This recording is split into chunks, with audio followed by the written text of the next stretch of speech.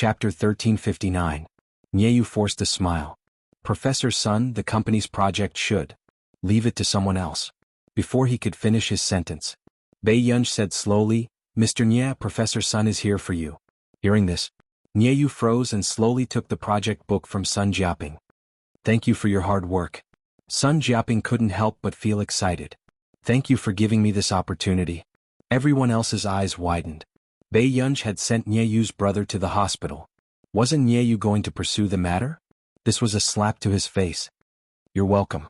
Nyeyu smiled weakly and glanced at the girl beside him. Sun Jiaping shouldn't be thanking him. At this moment, Tang Boyang's expression also became complicated. He began to look at Bei Yunj seriously.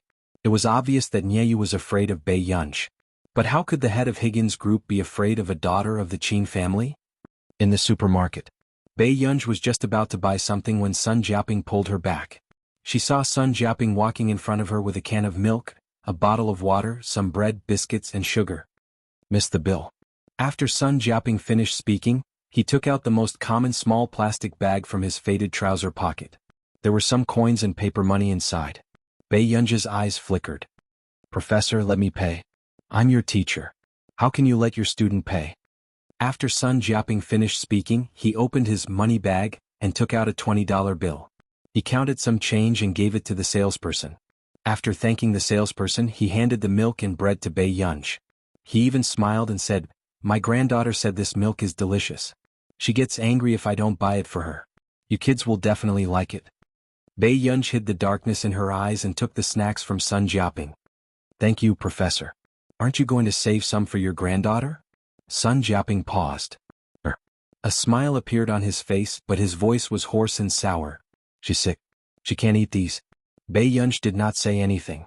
As she drank the strawberry-flavored milk quietly, she felt Sun Jiaping quickly wipe away his tears. She pretended that nothing had happened and began to persuade Bei Yunj to study hard. Professor, how much more do you need to pay for your granddaughter's medical bills? Bei Yunj asked after a moment of silence. Sun Jiaping obviously didn't expect Bei Yunj to ask such a question, but he still patted her on the shoulder and said, It's okay, don't worry. It's just that we still need some medical fees for the operation. As long as this project wins the bid, I can give Jingjing the best medical resources. He smiled again and said, After this surgery, if there's a chance, you can also meet each other. There will be a chance. Bei Yunj smiled. That girl is smart, but she's not likable.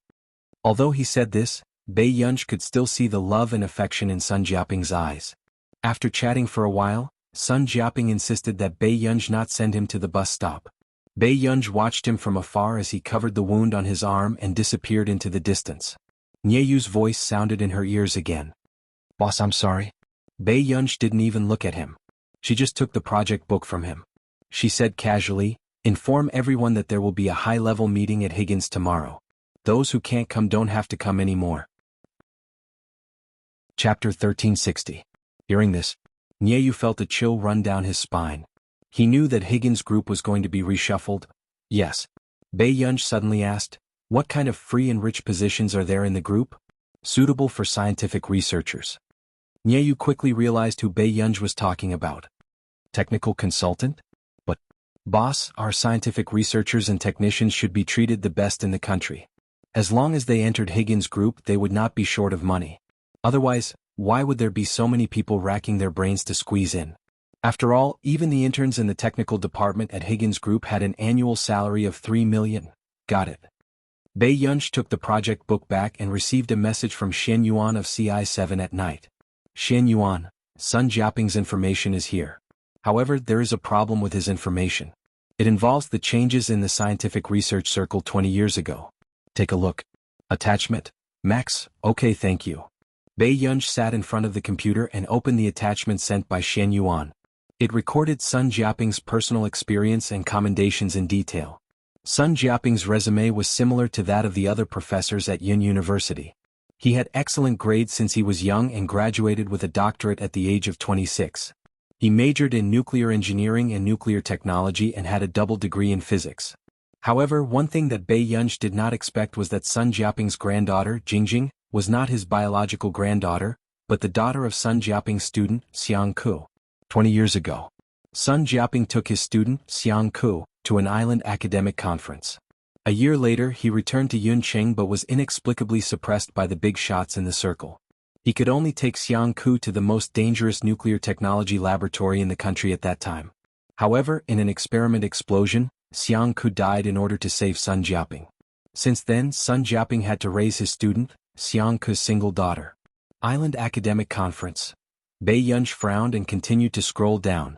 She saw the only remaining information about the unprecedented Island Academic Conference that had gathered 30 top researchers in the industry 20 years ago. One of the names also came into Bai Yunj's eyes, J.H. Bai Yunj's eyes flickered. She didn't expect that this researcher, who was almost unheard of in the country, would actually attend that academic conference. However, there were very few records about that academic conference. Even CI7 only hastily wrote that the experimental research of that academic conference had led to the deaths of thousands of people on the island, and that J.H. had committed suicide to escape punishment. This was a bombshell 20 years ago, but CI7 had always held that J.H. committed suicide to escape punishment. However, the past was the past. More than half of the 30 researchers from 20 years ago had fallen. Now only 6 of them were alive and 2 were missing. They tacitly kept their mouths shut about this matter. Bai Yunj's eyes flashed with a dark light, but he had a feeling that Sun Jiaping might know a shocking secret from 20 years ago. She also didn't think that Senior J.H. had committed suicide to escape punishment.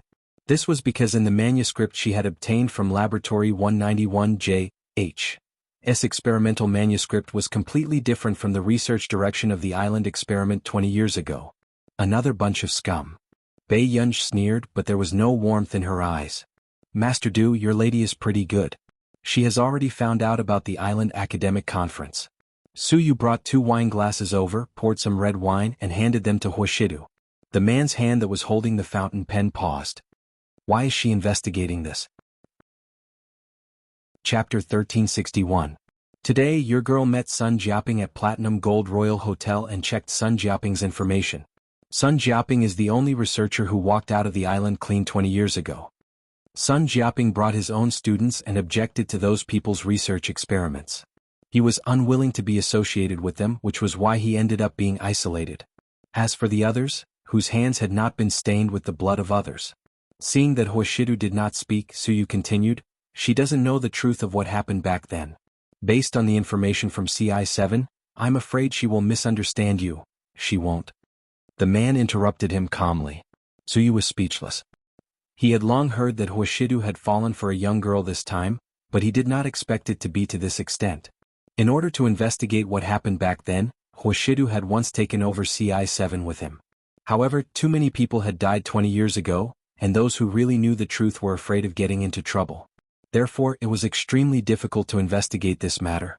Therefore, after Huashidu handed over CI7 to him, he had completely removed himself from it. Even Xian Yuan only knew that the real Yushio, in charge of CI7, was Su Yu. However, he did not expect that the Yushio back then was actually 2 different people. One was Su Yu and the other was Huashidu. Therefore, Huashidu knew Bai Yunj's identity in the bureau from the beginning. Are you sure? She's very interested in this information and is already preparing to continue investigating. Su Yu took a deep breath and asked patiently. She has the real experimental manuscript in her hands. Huashidu's words made Su Yu look up abruptly. What? I didn't give it to her. My Yunyun happened to get it. The man leaned back casually, but the corners of his lips curled up slightly. Su Yu was speechless. Did they have to watch people show off their affection for each other when they were here for official business? The next day, the higher-ups of Higgins Cloud City had different thoughts. After all, this was the first time they were meeting the big boss. Everyone was uneasy. Of course, there were also those who were reckless. Where's Lu Shishuan? Nieyu asked. Everyone looked at each other and did not dare to make a sound. After a long time, the head of the administrative department said softly, I called to urge him. He's still on the way. Just because he had made a few contributions in the Cloud City division, he was more arrogant than the boss.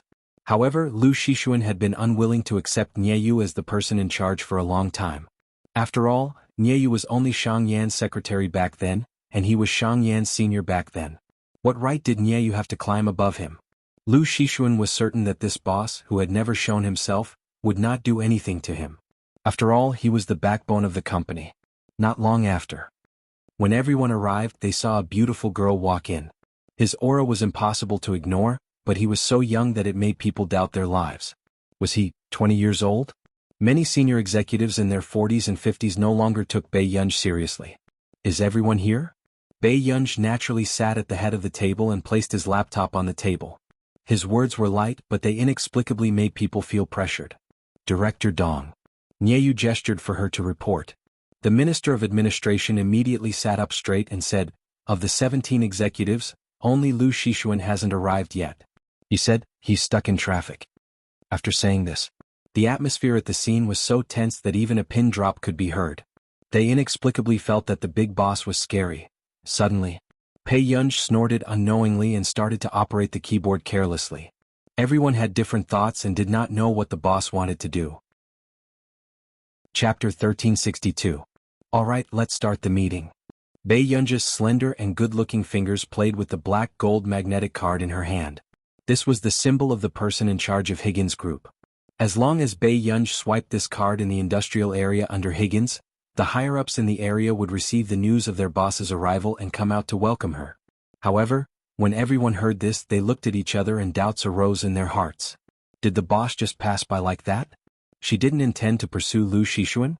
Could it be that this rumored boss was just a paper tiger? After all, Nieyu was still around and no one dared to express their thoughts. However, they felt that the boss was indeed too inexperienced to even touch Lu Shixuan.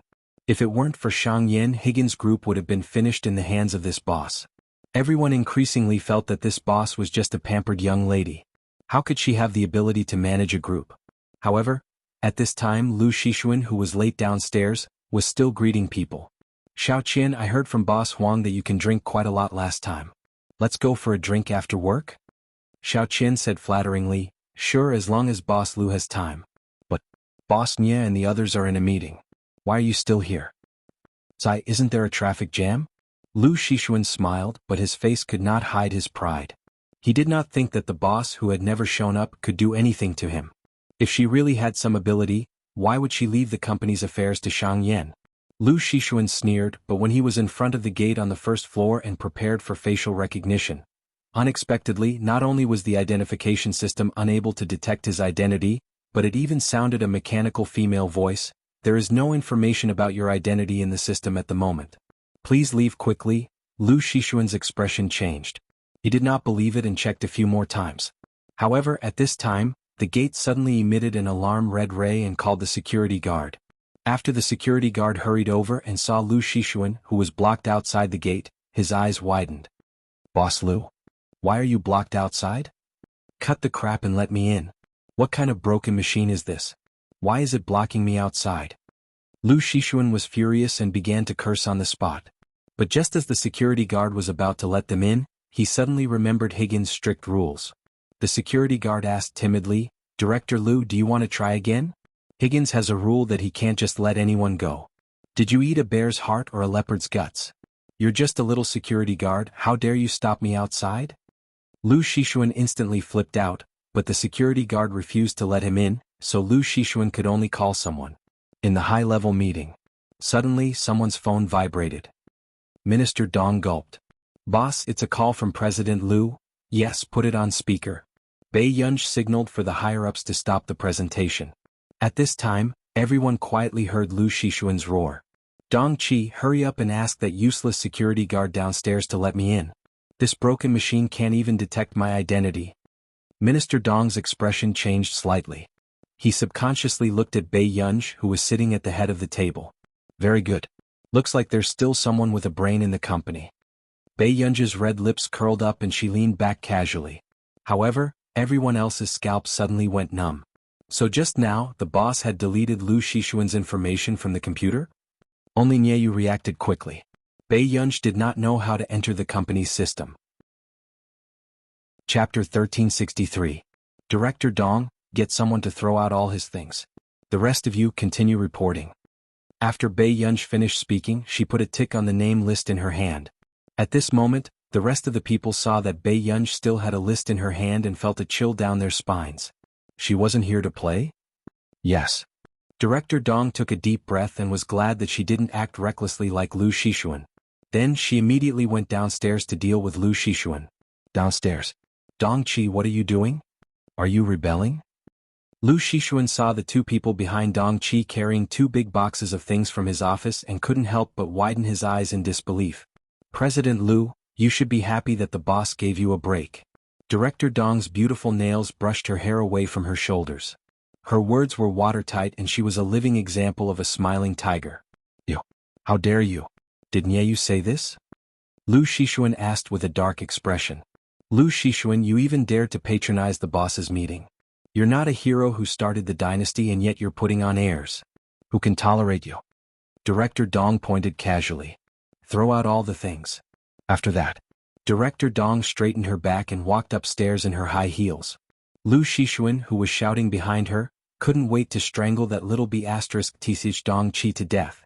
Director Dong returned to the meeting room valiantly and proudly. She couldn't say that she was comfortable. Lu Shixuan, that old pervert, couldn't wait to stick his eyes on her body every day and even touched her. If Nieyu wasn't afraid of him, she wouldn't have swallowed her anger. Director Dong returned in a good mood, but then she heard the big boss speak. Qiming Liang Linfeng Du Hunan.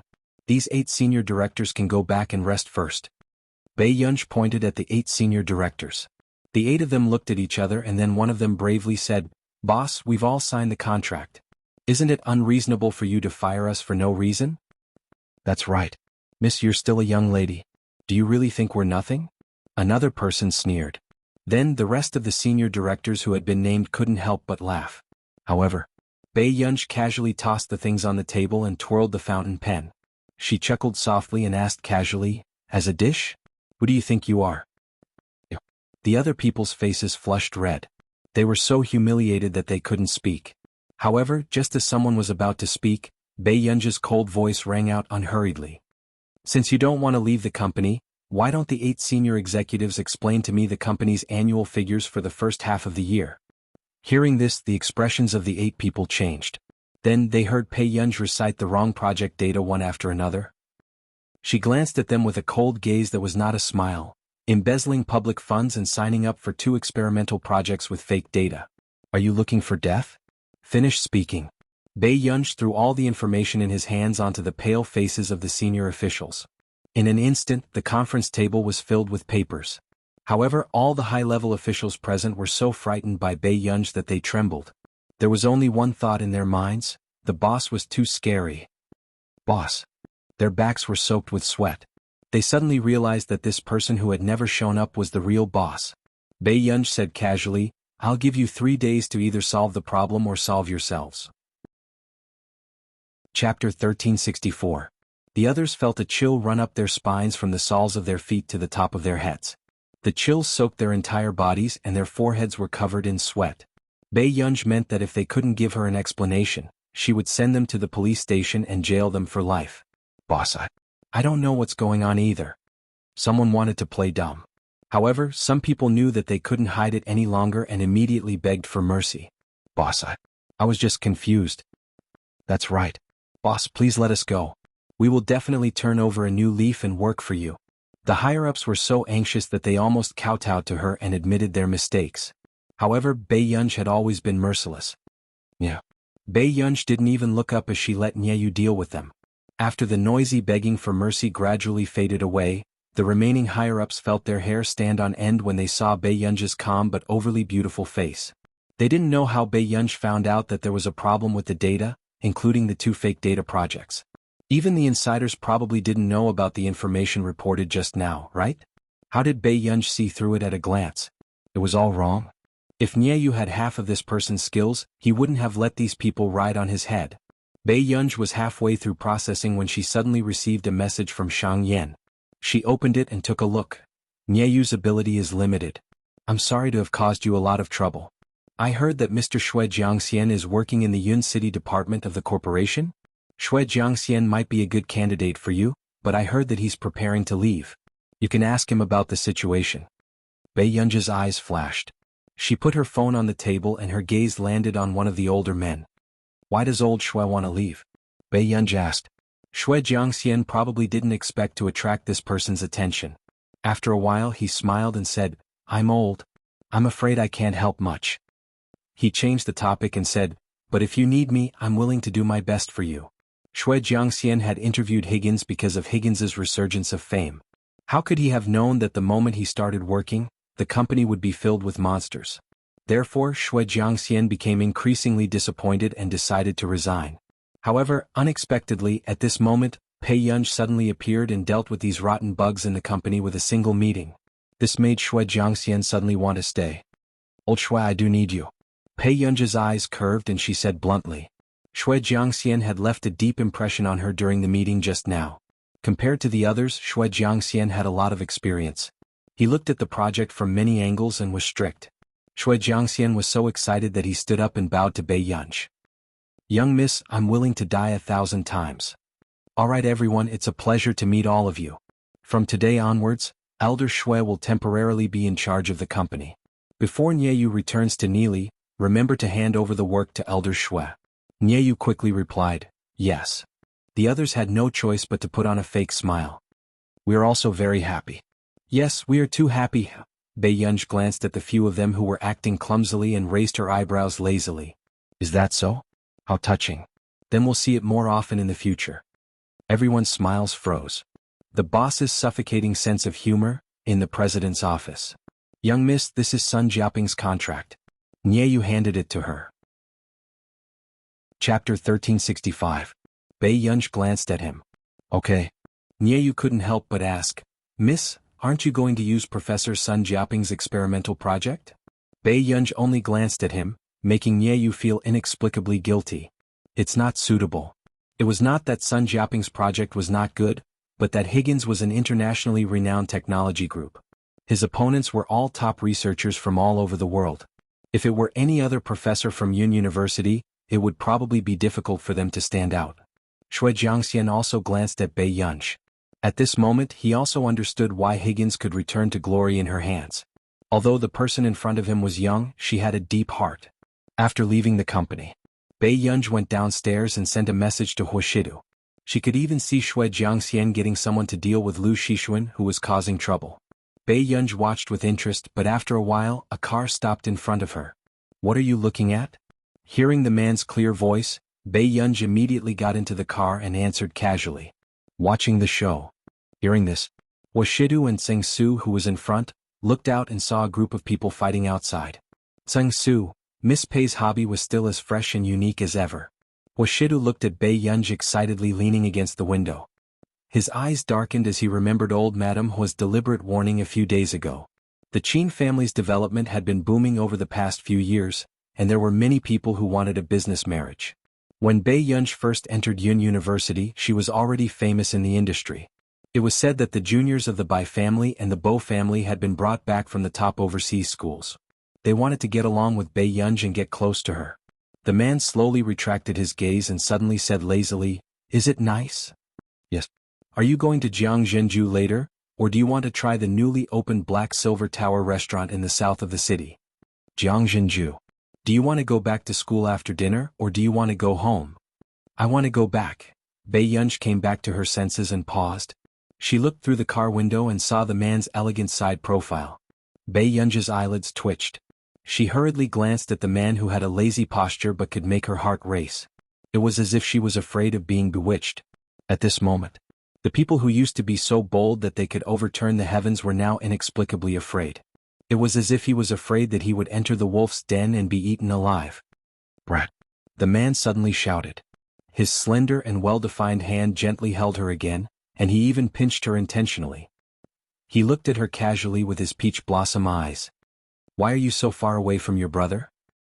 Pei Yunj had never been able to resist this kind of seduction behind people's backs. Not long after, Pei Yunj moved to Huashidu's side. Then a low and hoarse chuckle sounded in her ears. Pei Yunj looked up and their eyes met. The man's eyes were filled with a clear smile. His gaze was so direct that she couldn't take it anymore. However, when Pei Yunj turned her head away unnaturally, he slowly reached out and touched her head. The warmth of his palm brushed past her soft ears. Huashidu didn't give Pei Yunj any face, but he smiled seductively. Yinyan, be brave. Didn't you look at me as if you wanted to eat me up in the past? Are you afraid now? Not only was the man blowing air into her ear, he was also saying indecent words, but he could easily make her body go soft. Chapter 1366. Bei Yunji's ears, which had been touched intentionally or unintentionally, gradually heated up. Was it that obvious? After getting out of the car, Washidu brought him to the dining room and did not mention what had happened just now. During this dinner, Bei Yunji was distracted and her mind was filled with images that she should not be thinking about. Bei Yunji was speechless. It was not that she was thinking too much, but Washidu exuded a flirtatious aura from head to toe. It's still early before the school curfew. Where are you going to play? Washidu suddenly spoke, making Bei Yunji relax unconsciously. However, the way she looked at the man was complicated, as if her thoughts had been guessed correctly. She seemed to be holding her breath and her emotions were indescribable. She felt like cursing. However, the man smirked. He clearly knew the little girl's personality, but at this moment he pretended not to know the desire to win burning in Bei Yunji's heart. This move of retreating in order to advance indeed made Bei Yunji restless. He picked up Bei Yunji's favorite dishes and said casually, "It's okay. I didn't expect you to be like an adult." Bei Yunji was speechless. She was humiliated. This meal didn't taste good. However, after going downstairs, Bei Yunji had a lot of fun since the man was finally human. She was thinking about when to move over. But sometimes, the development of things was always unexpected. Qin Yu, who had just finished filming a promotional video, was wearing a mask and a hat. He walked in front impatiently with his long legs.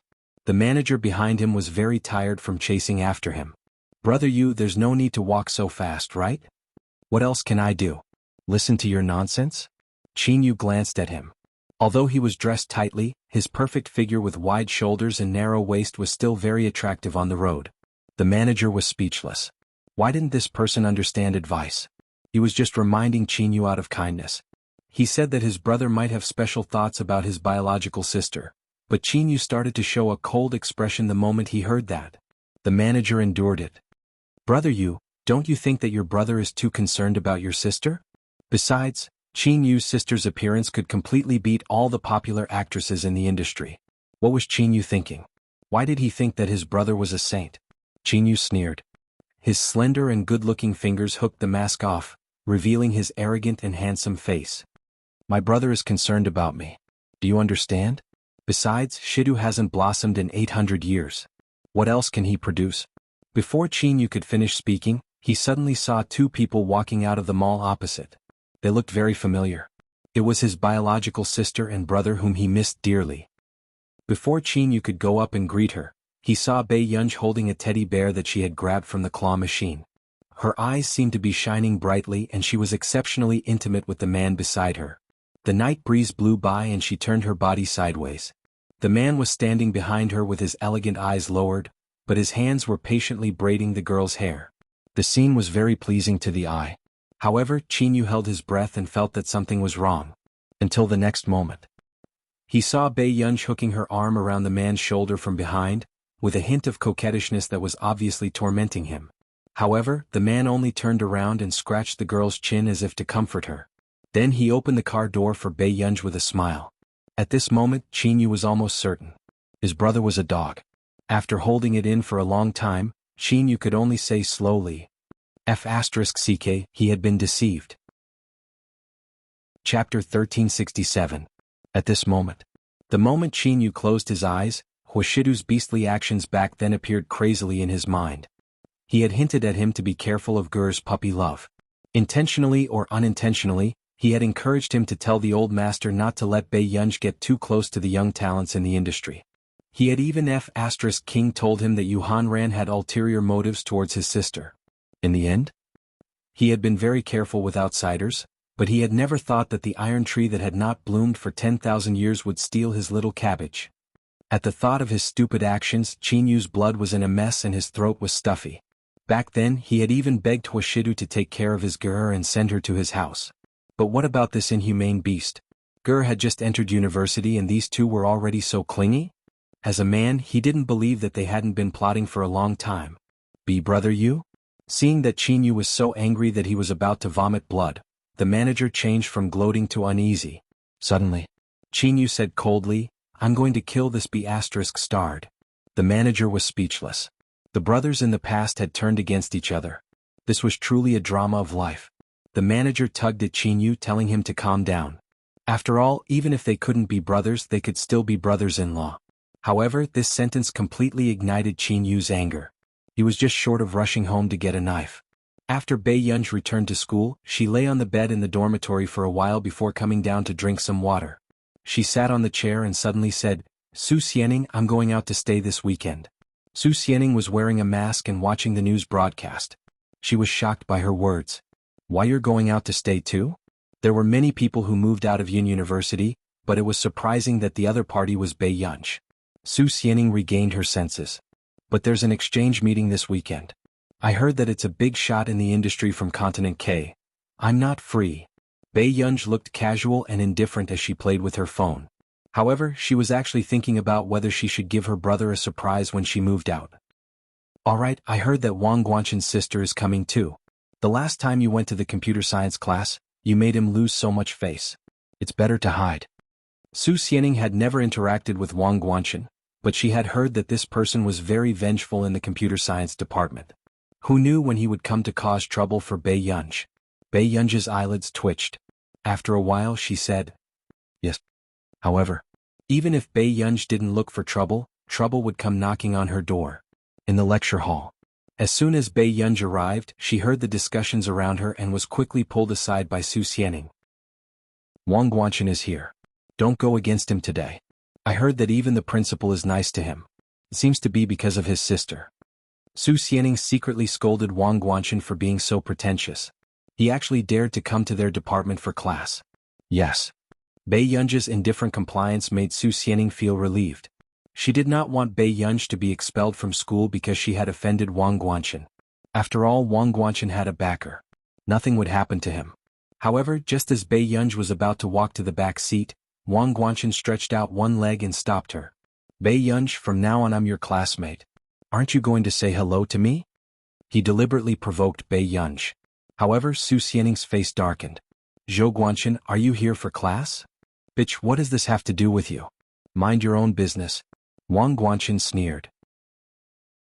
Chapter 1368. Suddenly, Bei Yunj glanced at the foot in front of her. "You don't want your leg anymore?" As soon as she finished speaking, Wang Guanshan felt an inexplicable chill and subconsciously shrank back. He flew into a rage out of humiliation. "Bei Yunj, you," but soon. The bell rang and Bei Yunj went to the back row. This class was taught by Sun Jiaping. Sun Jiaping taught seriously. Even if the students had all kinds of tricky and strange questions, he could still answer them.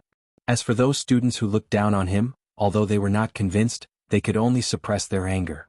After class, Sun Jiaping, who was sitting at the podium drinking tea and reading, suddenly received a call and immediately went outside. Everyone saw that Sun Jiaping was agitated and began to talk about it. Could it be that he's calling some boss again? I'm convinced. Why does he love money so much? The students were annoyed. They also didn't understand why Yun University allowed such a professor to teach. Otherwise, is Sun Aitzai's reputation for nothing? Someone mocked. At the same time, Sun Jiaping, who was outside, looked disappointed and said in a stiff tone, "Is that so? It's a pity that I can't cooperate with your company." He originally wanted to rely on this money to save Jingjing. "Actually, our company has drafted a contract. We hope that Professor Sun can be our company's technical consultant. I wonder if you're willing?" Shui Jiangxian asked with a smile. Really? Sun Jiaping's eyes lit up again and he said incoherently, "I'm willing." The male student who came back to get water immediately ran back to the classroom when he heard Sun Jiaping's words. "Hey, did you know? Sun Aitzai has accepted the technical consultant position of a lousy company." The boy laughed and said, "Guanshan, I heard that your family is very rich. Why don't you help Professor Sun? Maybe if he gets excited, you can get full marks even if you don't come to class in the future." "How can it be so easy to be my family's dog?" Wang Guanshan sneered, his tone full of sarcasm and arrogance. This made many male students who were happy to be friends with Wang Guanshan burst into laughter, as if they could trample on a professor that they couldn't reach. "Is that enough? How much money Professor Sun wants to earn is his business." One of the girls frowned. Following that, a girl also chimed in, "That's right. Why should a researcher be poor? It's just to prove that he's honest and studious." However, upon hearing this, some of the boys became angry out of humiliation. They insulted her without thinking. "Huang Minmin, don't tell me you're interested in such an old man?" After saying this caused the other boys to laugh at him. The girls' faces turned red, but before they could say anything, they suddenly heard a shocking sound. It was the sound of the back of a book being slammed on the table. Then, before the boy could scold her, he heard a familiar and impatient voice. "Are you done yet?" In an instant, when the boys sensed the coldness emanating from Bei Yunj, they all shut their mouths. Even Wang Guanchen did not expect the boys from the physics department to be so afraid of Bei Yunj. Bei Yunj flipped through the book slowly and glanced at those people casually. He sneered, "I don't think anyone else wants to be a dog." The other boys were so humiliated that their faces turned red, but they also knew that they could not afford to offend Bei Yunj. After the class, Wang Guanchen glanced coldly at these people who were trying to curry favor with him. Bei Yunj is so scary? Chapter 1369. The others remained silent. Bei Yunj had been promoted from Hengda, and many students from Yun University had been promoted from Hengda as well. Even the sophomores and juniors knew that Bei Yunj High School had sent someone to the hospital. They even prayed crazily on the eve of the college entrance examination that this big Buddha could go to Beichuan University and not come to a small temple like Yun University. So, who the hell wasn't afraid of Bei Yunj? What's the use of having you? A bunch of useless people. Wang Guanchen gritted his teeth at the thought of how people were flattering him in class, but Bei Yunj's words scared this group of people out of their wits. "Brother Chin, of course you're not afraid of Bei Yunj. Your family background is good and you came from Continent K. But we don't dare to offend her." The boy beside him explained. "Yes, Bei Yunj is a lunatic. No one dares to provoke her. Besides, her grades are good. If anything happens to her, Yun University won't bear to expel her." Wang Guanchen laughed coldly. "Can't bear to expel her? Idiots, just watch carefully." His sharp eyes swept over them, looking a little ferocious. "When my sister Wang Huiying comes, as long as Bei Yunj offends her, even if my sister wants to expel Bei Yunj, Yun University won't even dare to fart." With that said, Wang Guanchen left, leaving the boys looking at each other. Wang Huiying? That famous genius from Continent K? Friday afternoon. After Bei Yunj sent a message to Huashidu, she carried her bag and went to the apartment Huashidu had prepared. After opening the door with her key, she found that the furniture inside was spotless, as if someone came to disturb her every day. Bei Yunj raised her eyebrows as if she had thought of something. The smile on her lips gradually turned into an interested one. Then she went into the bathroom to take a shower. Huashidu, who had just received the news that Bei Yunj was going to the apartment today, had already driven to the apartment. However, Huashidu did not expect Bei Yunj to already be upstairs. What was even more unexpected was, Qin Yu seemed to have arrived at the apartment before him. Qin Yu had no intention of hiding his identity at all. He was wearing a black t-shirt, short-sleeved shirt and trousers as he leaned against the wall and smoked. The English tattoo on his forearm was exposed and his eyes were noble and superior. His loose black hair half covered his emotions. Huashidu raised his pale-colored eyes and met Qin Yu's eyes.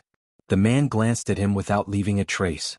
He knew that there must be a demon behind Qin Yu's sudden arrival, but he was still calm. "Looking for me?" Qin Yu cut off the cigarette without saying anything and snorted coldly. Before anyone could react, he strode forward to Huashidu and punched the man in the face. "Huashidu, are you King human?" Huashidu was in the wrong and did not intend to fight back. However, Qin Yu's merciless strength made him turn his head away slightly pathetically. The man licked his cheek and sucked in a breath of cold air. He smelled the blood in his mouth and chuckled softly. He wiped the blood on his lips with his finger. "You know, Qin Yu, you want a few more punches? I'll let you hit me as much as you want today, but don't hit my face," Huashidu said calmly. Qin Yu gave a fake smile. "Why?" Huashidu slowly took off his suit jacket and threw it to the stunned Seng Su. It's hard to explain if the little girl sees it. Qin Yu wanted to kill someone. F***ck, at this moment. Bei Yunj, who had just taken a shower upstairs, was wearing a nightgown and sitting on Huashidu's table reading. She had no idea what was happening downstairs. Chapter 1370. Bei Yunj knew that Huashidu would be waiting for her in the study, so after flipping through the book, she took a bottle of nail polish and sat by the desk to apply it in boredom. This nail polish was not bought by Bei Yunj. It was snatched by Bei Yunj after Su Xianing poked holes in the potato chip bags on Bei Yunj's table one by one. Su Xianing was so angry that she gritted her teeth for a week. At the same time, the atmosphere downstairs did not ease either. "When did you have such thoughts about my sister?" Qin Yu took a deep breath. Huashidu narrowed his pale-colored pupils, his eyes dark and unreadable. He said carelessly, "I'm not sure." Back then Ji Yiqing had deliberately provoked him only to let him see his heart clearly.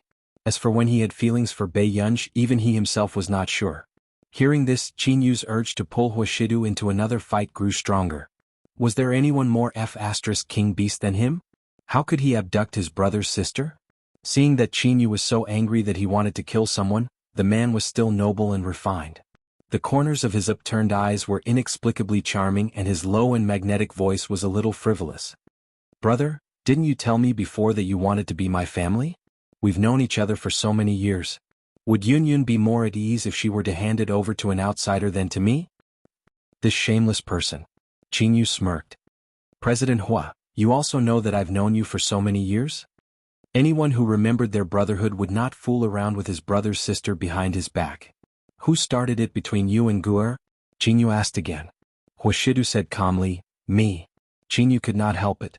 "Huashidu, if you like a female student, who can you find?" At this point, Qin Yu's scalp turned numb. He really could not imagine how Huashidu, who was cold and indifferent, would suddenly develop such a relationship with his girl. At the thought that Huashidu might become his brother-in-law, Qin Yu shivered and immediately asked, "When can the two of you break up?" Huashidu slowly looked up, but there was no warmth in his eyes. There was an unfathomable coldness that made people afraid. A moment later, hearing him say slowly, "Qin Yu, I'm sorry for not telling you in advance. I apologize to you. But I'm not that much of a beast and I don't have the intention to play around. I understand that you can't accept it right now." The man's tone was gentle. "But for the sake of our family in the future, it's better to endure it." Qin Yu, F***CK. How could Huashidu, who should be hacked into pieces, be so shameless?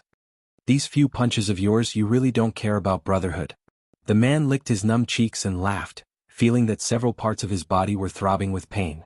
However, Huashidu felt that it was quite good to be discovered by Qin Yu this time. It saved her the trouble of building Qin Yu's thoughts. "From the moment you seduced my sister, our brotherhood ceased to exist." Qin Yu took out a cigarette from the cigarette box on the table. After a while he suddenly remembered something. He slowly and stiffly turned to look at Huashidu. "Did you and Gu do it?" "Which one?" Qin Yu was speechless. "How many rooms do you sleep in tonight?" After saying this, the atmosphere froze for a moment. After that, Huashidu asked with a faint smile, "Qin Yu, she's only in her first year of university. Do you think I can do it?" Chapter 1371. Qin Yu also heaved a sigh of relief but said, "Then did you? The man suddenly interrupted him and continued slowly, "You'll have one sooner or later." Qin Yu's face twisted uncontrollably. "Listen, did this sound like something a human would say?" After calming down. After Qin Yu finished smoking, he planned to go upstairs to the study with Huashidu to talk. After all, if Huashidu's face was really disfigured by him, Ger might still be angry with him. At this thought, Qin Yu's emotions became even more complicated. "We've been brothers for so many years. I've really met the wrong person." Huashidu did not care what Qin Yu was mumbling behind him. However, when he casually opened the study door and saw the scene inside, he froze. Unknowingly, someone had suddenly appeared in the study. Bei Yunj was sitting lazily in his usual chair. Her nightgown was loose and revealing her shoulders, and one could vaguely see the black straps inside. A pair of fair and slender legs were resting lazily by the table, forming a strong contrast with the wine-red nail polish she had just applied, causing a strong fluctuation in his senses. The man's pale-colored eyes deepened, accumulating a layer of half-hidden gloom. After Bei Yunj heard the commotion, she turned around and met the man's eyes. However, with this turn of her head, the nightgown on her shoulders slid even wider. The man's eyes were dark as he tried his best to suppress the bad nature in the man's bones and the possessiveness that was surging within him. The little girl casually took a clean nightgown, but did not realize that this nightgown was too big for a man's usual wear. What? Why did he stop in front? Before Qin Yu could ask, he was about to look up when Huashidu suddenly closed the door. At this moment, the door was tightly shut. Bei Yunj, who was about to stand up inside, was speechless. What was going on? Outside the door. Qin Yu said in the awkward silence, "Are you guarding against me like a thief?" Didn't he know who the thief was? Huashidu restrained the darkness in his eyes and spoke carelessly, but his voice was unusually low and hoarse. "Do you want to pick some wine to bring back?" "Really?" Qin Yu asked instinctively. The wine in the Hua family's wine cellar was priceless. One bottle could be exchanged for a suite in the center of Yun City. Qinyu regained his senses very quickly and chuckled. Master Du, are you trying to bribe me with a few bottles of wine? However, the man licked his lips and looked up at Qinyu with a smile. I don't drink much. If you like it, I'll get Zheng Su to move it over for you next time. Old Master Hua loved wine when he was alive, so the Hua family had collected a lot of good wine. After Old Master Hua passed away, Hua Shidu continued to work with the winery. At this moment, when Qinyu heard this, he could not help but be tempted. Aren't you being too generous? Qinyu's tone softened a lot and he followed Hua Shidu downstairs silently. But not long after, Bei Yunj, who was in the study, suddenly recalled the scene from just now. She thought she saw a wound on the man's lips. Bei Yunj's eyes darkened. She quickly got up and went downstairs. Qinyu, who was talking, was halfway through when he suddenly heard a voice coming from the stairs. I'm looking for you today. Don't tell me you and Gu, Hua Shidu, what happened to your face? At this moment, the two men sitting on the sofa turned around and saw Bei Yunj walking over with cold eyes. Jigur? Qinyu was stunned. Why are you here? Chapter 1372. However, there was indeed no need to discuss this topic too much. Looking at Bei Yunj's ill-fitting nightgown, the answer was already clear. Bei Yunj only pursed her red lips and walked past Qinyu, arriving in front of Hua Shidu. She reached out and touched the wound at the corner of the man's lips, her eyebrows still furrowed. However, the man grabbed her hand and kissed it comfortingly. It's okay, Yun. What's okay? A cold laugh escaped Bei Yunj's throat. Before the man could react, Bei Yunj had already pulled the man over. Then she unbuttoned the man's white shirt. There were bruises all over his body, making Bei Yunj's eyes turn cold. However, Hua Shidu looked like he was at the mercy of others from the beginning to the end. Qinyu had lived for so many years, but this was the first time he saw Hua Shidu indulging others like this. There was a helpless smile in his pale-colored eyes. However, it made one's heart itch. He suppressed his laughter, but it made her ears numb. Yin, he's still here. Bei Yunj's ears were sensitive to begin with, so she avoided him instinctively. But in the next moment, Qinyu, who was originally valiant, saw his cold sister turn around. Why are you here? His sister's tone was very calm, but it was not difficult to tell that if Ger knew that he was the one who had injured Hua Shidu, he might lose this sibling relationship. Came to see him. The man, who was usually unrestrained, said stiffly, not daring to look at his Ger's unfriendly gaze. Qinyu regretted it even more. He should have let Ger live with him back then. This way, his sister would not have to feel sorry for a wild man and would not have to compete with the two at home for favor. Then did you hit him? Bei Yunj's questions were getting sharper and sharper. For some reason, Qinyu did not dare to admit it. When Hua Shidu received Qinyu's pleading gaze, his thin eyelids moved. He looked at the little girl who had not been appeased successfully for a while and suddenly laughed. Yun, go and change your clothes first. This nightgown was indeed not suitable for them to chat like this. Pursing her lips, Bei Yunj went upstairs with a cold aura emanating from her. Seeing this, Qinyu heaved a sigh of relief and felt equally bitter. If his own sister wasn't close to him, he might as well treat her as an outsider. The man suddenly said, You still want to stay here? Qinyu, why did he feel that this person was showing off to him? So what if I'm here? Qinyu leaned against the sofa and pretended to be impressive. However, Hua Shidu sneered mysteriously. He lowered his head and buttoned his shirt casually. Okay, then when Yun comes down, I'll send you off together. Qinyu almost jumped up immediately and walked towards the door without looking back. Hua Shidu, this matter is not over. Do you think it's so easy to enter our Qin family? Qinyu was very angry. He accurately grasped the words of the vicious older brother in the primetime wealthy family drama. It was indeed not easy to enter the Qin family. Other than Qinyu, there were many men in the Qin family. The most troublesome one was probably that President Qin Luyan. Initially, Hua Shidu wanted to interact with this President Qin in the business world, but Qin Luyan was obviously much more clear-headed than Qinyu. He rejected all the collaborations with the Hua Corporation. He even reminded Hua Shidu repeatedly about his brotherhood with Qinyu. Unfortunately, Hua Shidu indeed cherished this brotherhood very much. He even shamelessly used Qinyu's trust to visit the old master of the Qin family often. Chapter 1373. After interacting with him for more than a year, old Master Qin was already extremely satisfied with Hua Shidu. Bei Yunj changed her clothes and went downstairs, only to find that Qinyu had already left. She walked in front of Huashidu and snorted. You're quite protective of him. Seeing that the young lady was unhappy, Huashidu glanced at the medical kit in her hand. He chuckled unconsciously and took it. I'm just afraid that it won't be easy to enter the Qin family in the future. Bei Yunji frowned even more when she heard this. Back then, she wanted to fulfill the original owner's wish and knew very well that the original owner could not let go of anything in this life. It was nothing more than the Qin family and her family. As a bystander, she had been reborn in the body of the original owner. From the beginning, she was actually unwilling to stay in the Qin family and help her 3 biological brothers. In her opinion, the original owner was too soft-hearted. However, not long after, she began to dream non-stop. She dreamed of the memories of the original owner yearning for kinship, as well as the days when her brothers had repented and shared weal and woe with the original owner. Bei Yunji seemed to be able to feel how happy the original owner was to have this kinship. Later, when the original owner found out that she had an incurable disease, she did not want to drag them down, so she told Qin Lang coldly that she did not want to be their sister anymore. Therefore, Bei Yunji also understood that the original owner only wanted to fulfill her wish, not take revenge. She had no right to help the original owner in the way she thought was right. However, today Qin Yu had hit Huashidu for no reason, making Bei Yunji a little frustrated.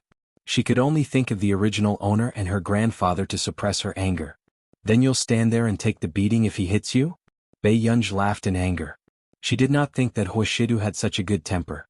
The man watched as Bei Yunji's expression changed from interesting, how can I be angry over such a small matter, to I'm King angry. He could not help but suppress the smile on his lips. He pulled her over and lowered his head to rest on the girl's neck, laughing hoarsely. Even his shallow breath sprayed on her sweater, heating her skin. Then she heard the man's clear voice, which made her ears itch and heat up. I did let him down. Isn't this? I feel guilty. Bei Yunji's entire body froze. She could feel the man's scorching body temperature, and she could also feel his beating heart. She was even angrier by the man's intimate and ambiguous actions. Bei Yunji was silent for a long time. There's no other way. She really did owe the original owner of this body. The man's cynical voice echoed in her ears, making her blush and her heart beat faster. Why, do you still want to elope with your brother? He continued, that won't do. Status is more important. Bei Yunji couldn't push him away for fear of pulling on his wound. She was even more helpless against this dog of a man who was still dishonest even after being beaten. She could only expressionlessly wait for the D*MN man to finish taking advantage of her. Then she half squatted and half knelt in front of him. She asked the man sitting on the sofa to take off his shirt and carefully applied the medicine on his lower abdomen. Bei Yunji didn't notice anything wrong with this position. However, the man subconsciously glanced at the girl half kneeling in front of him. After lowering his head and looking at her seriously, his sexy Adam's apple bobbed. Even the light mole on his Adam's apple seemed to have become a symbol of desire. Huashidu felt an itchy and numb feeling on his lower abdomen. He took a deep breath without batting an eyelid and actively suppressed the darkness and desire in his eyes. Yinyun, get up first. The man's voice was abnormally hoarse. Chapter 1374. For a moment, he did not understand why he wanted to suffer. Are you going to stand while I sit on the sofa? Bei Yunji asked without looking up. Huashidu, what was the difference? The man forcefully suppressed the beautiful and hopeless evil thoughts in his mind and did not say anything else. However, to Huashidu, every minute and second of applying the medicine was torture. When Bei Yunji was finally done applying the medicine, she had just stood up when a coat suddenly covered her head. Bei Yunji, what was going on? By the time Bei Yunji took off her coat, the man had already left her sight. The next day, Yun University welcomed an unprecedented group of important guests. Continent K's 191st Laboratory and the teachers and students of Continent K's University came to visit Yun University for an academic exchange. Wang Huiying sat in the first row and watched Yun University's internal competition. When she did not see that person, she secretly calmed down. Thinking about it, how could that person be so bored as to come to school? Miss Wang has joined Continent K's University at such a young age. You can be considered the face of Continent K's University. I don't know who to congratulate. The professor sitting at the side smiled. That's right. It's Yun University's honor to invite the teachers and students of Continent K's University and the 191st Laboratory over. I hope Miss Wang won't be stingy with your guidance and valuable opinions. Unexpectedly, when someone said this, Wang Huiying smiled and said, "Do you have any objections? For students of your school's standard, even if they are lucky enough to enter K University, I will still persuade them to withdraw." As soon as she finished speaking, Wang Huiying patted the non-existent creases on her purple leather coat. Even though her tone was smiling, her words were especially hurtful. The expressions of the professors of Yun University changed, but no one said anything for a moment. After all, Wang Huiying was an important guest invited by the school. In addition, Wang Huiying was from the 191st laboratory. No one dared to say anything. However, when the K University students saw this scene, they immediately felt superior in their hearts. Their expressions were filled with mockery and smugness. They did not know what the principal was thinking. He actually allowed them to have an academic exchange with Yun University. How could a university that couldn't even make it into the top 10 in the world be compared to the world-renowned K University? Sun Jiaping smiled gently.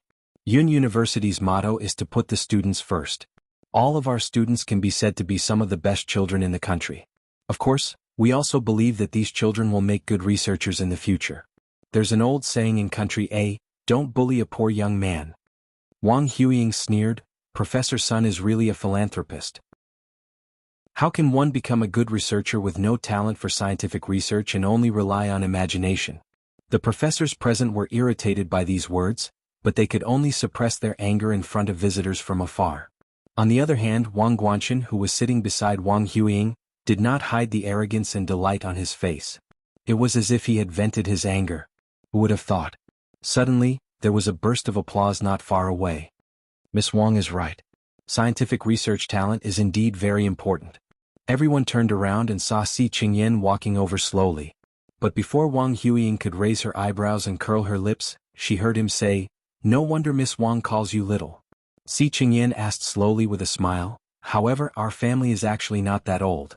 I don't know where the rumors came from, but they made it seem like our family is very old." Then, Wang Huiying's expression froze, and the atmosphere turned cold. Chapter 1375. Not only Wang Huiying, but even Master K and the usually cold and arrogant experimenters from the 191st laboratory froze strangely when they heard this familiar name. In the face of absolute dominance, all arrogance was fleeting. When the professors of Yun University saw these people's faces turn green and red, they instantly felt happy and smiled as they spoke to them. "Sai, what's the big deal? And Miss Wang are both scientific research geniuses. Their abilities are on par." The PhD student beside him silently glanced at his supervisor. This was an old conman. As expected. When Wang Huiying heard this, her face turned even paler. She looked like she was about to flip the table and fall out with him. This name was the pain of the young big shots in the industry in the past. Before the appearance of the young scientific research geniuses dominated a region and each had their own merits. In the end, the appearance of this person shattered the pride of this group of geniuses who were proud of their top talents, including Wang Huiying. Wang Huiying squeezed out a fake smile. "I don't think I've heard any news from him in the past 2 months, right? Could it be that something has happened? If it were anyone else, they might only start to spread rumors after a year or two without any news. But it was different. The higher everyone's expectations of her, the greater the pressure she had to bear." Si Qingyan suppressed the darkness in his eyes. Actually, his heart ached for Bei Yunsh. This guy was so young, but he had received so much attention from all over the world. Just as the professors did not know how to answer, Si Qingyan said coldly, "He's old enough." Before anyone could react, he continued, "He has to spend time in a relationship." Instantly, the atmosphere was strangely silent again. So, he had not been doing scientific research for the past 2 months because he had gone to date? Good Lord. To think that the outside world had already started to spread the news that he had lost his talent. There were even more ridiculous rumors that there was no such person at all. It was said that Country A had fabricated him to fool the international scientific research community. It was to attract the attention of other high-end scientific research organizations and achieve cooperation. I really want to meet him in person when I'm free. Wang Huiying also smiled, but she looked at the people in the competition and seemed to be chatting casually. I don't want to keep spreading rumors that Country has secretly fabricated such a powerful character to cause a commotion in the international scientific research community. Even I almost believed it. Don't you think so? In fact, it wasn't just Wang Huiying. Even the professors of Yun University had never seen this mysterious upstart in the scientific research field. They didn't understand why such a super scientific research genius was hidden at the top. However, they believed that the state would never do such a thing as a fictional character. However, although Si Qingyan tried his best to hide it, he could not help but laugh. He realized that everyone was looking at him, so he just leaned back casually. Miss Wang, if it's really a fictional character, how can you reject Farisk? If that's the case, I might as well write it myself. Reject Farisk and send the guest presenter to the hospital. The things he did were indeed crazy beyond belief. No matter where he was, this kind of character would be unique. But I have a feeling that Miss Wang will see it. Si Qingyan looked at Wang Huiying, his smile not reaching his eyes. Sister, don't take it to heart. Those flies from Yun University are a bunch of trash.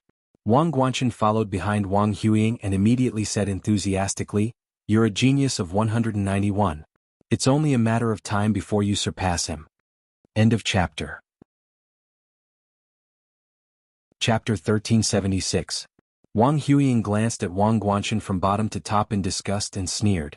Alright, you don't have to worry about me. You, on the other hand, can't even compare to a freshman and you still have the cheek to ask me for help? Wang Guanchen's expression stiffened as he clenched his fists. He hated this cousin of his because she had always been high and mighty and had never left him any dignity. However, compared to Wang Huiying, he could not accept Bei Yunj, an ordinary person who was nothing, acting arrogantly and looking down on him. Sister, Wang Huiying's expression improved slightly. She's just a wild girl. We'll deal with her on Monday. This time, 191 is here for Higgins and Fernan's. Fernan's group? Isn't that in our nation? Wang Guanchen asked. Wang Huiying said, We are indeed here to cooperate with Higgins. However, we recently heard that Mr. Fernan's is also in Yunqing, so we plan to meet them. Didn't Higgins only rise in power in the past 2 years? Do they need you to meet them personally? Wang Guanchen was suspicious. When Higgins was glorious, you were still in school. Wang Huiying sneered. However, although Higgins has been lonely before, based on their current momentum, it's only a matter of time before they surpass that year. We are requesting for cooperation this time because of their technology core V. When Wang Guanchen heard this, he understood that V was someone he could not afford to offend. However, he was even more puzzled. Since when did Yunqing have such hidden talents? At the same time, in the hotel's penthouse suite. You're an elder and you're arguing with a little girl? Are you crazy or is she too capable? Even Tang Boyang did not expect his father to be so protective of Bei Yunj. He gritted his teeth. Father, don't you think that Bei Yunj is not worthy of entering our Fernan's family? What does it have to do with you whether Shidu likes her? What's so good about our family? Isn't it just a little more money? Besides, Shidu doesn't even want to enter the Fernan's family. The old man's face darkened as he pointed at Tang Boyang with his walking stick. Roland, if you want to find trouble with that girl, I'll pretend that I don't have a son like you. Dad. How can you, for an outsider? Enough. That girl is much better than you were when you were young. Old Master said unhappily, You and Shidu have never watched television with me, nor have you read the newspaper to me in the morning. Roland did not expect that Bei Yunj would be able to bribe the old man with such a small favor. In fact, when they were in Neely, Bei Yunj was not idle either. It was just that he saw the old man waiting quietly by himself every time. It was too lonely. That was why she had come up with ways to annoy him and make him angry. On one hand, the old master despised her, but on the other hand, he hoped that she would stay for a few more days. If I could choose, I would prefer her to be my daughter or granddaughter. I won't give you a single cent of my family's property. I'll give it all to her. Fernan's did not hide his love for Bei Yunj. After Fernan's left, Tang Boyang took a deep breath and immediately called Qi Wuxiu with a gloomy face. Qi Wuxiu, what do you want to do with Bei Yunj? If this continued, he would not be able to compare to this wild girl in the Fernan's family's status. Qi Wuxiu sneered and his tone was not good. Tang Boyang, are you really useless or are you good at acting? He gritted his teeth and asked, Why didn't you tell me that Bei Yunj has someone protecting her? Chapter 1377. The 2 people he had sent to follow her had lost all contact a few days ago. Qi Wuxiu knew very well what this meant. This meant that his men had been captured by the police or army of Country A. But Tang Boyang, this useless person, did not tell him anything in advance. He couldn't even figure out the background of a little girl. What?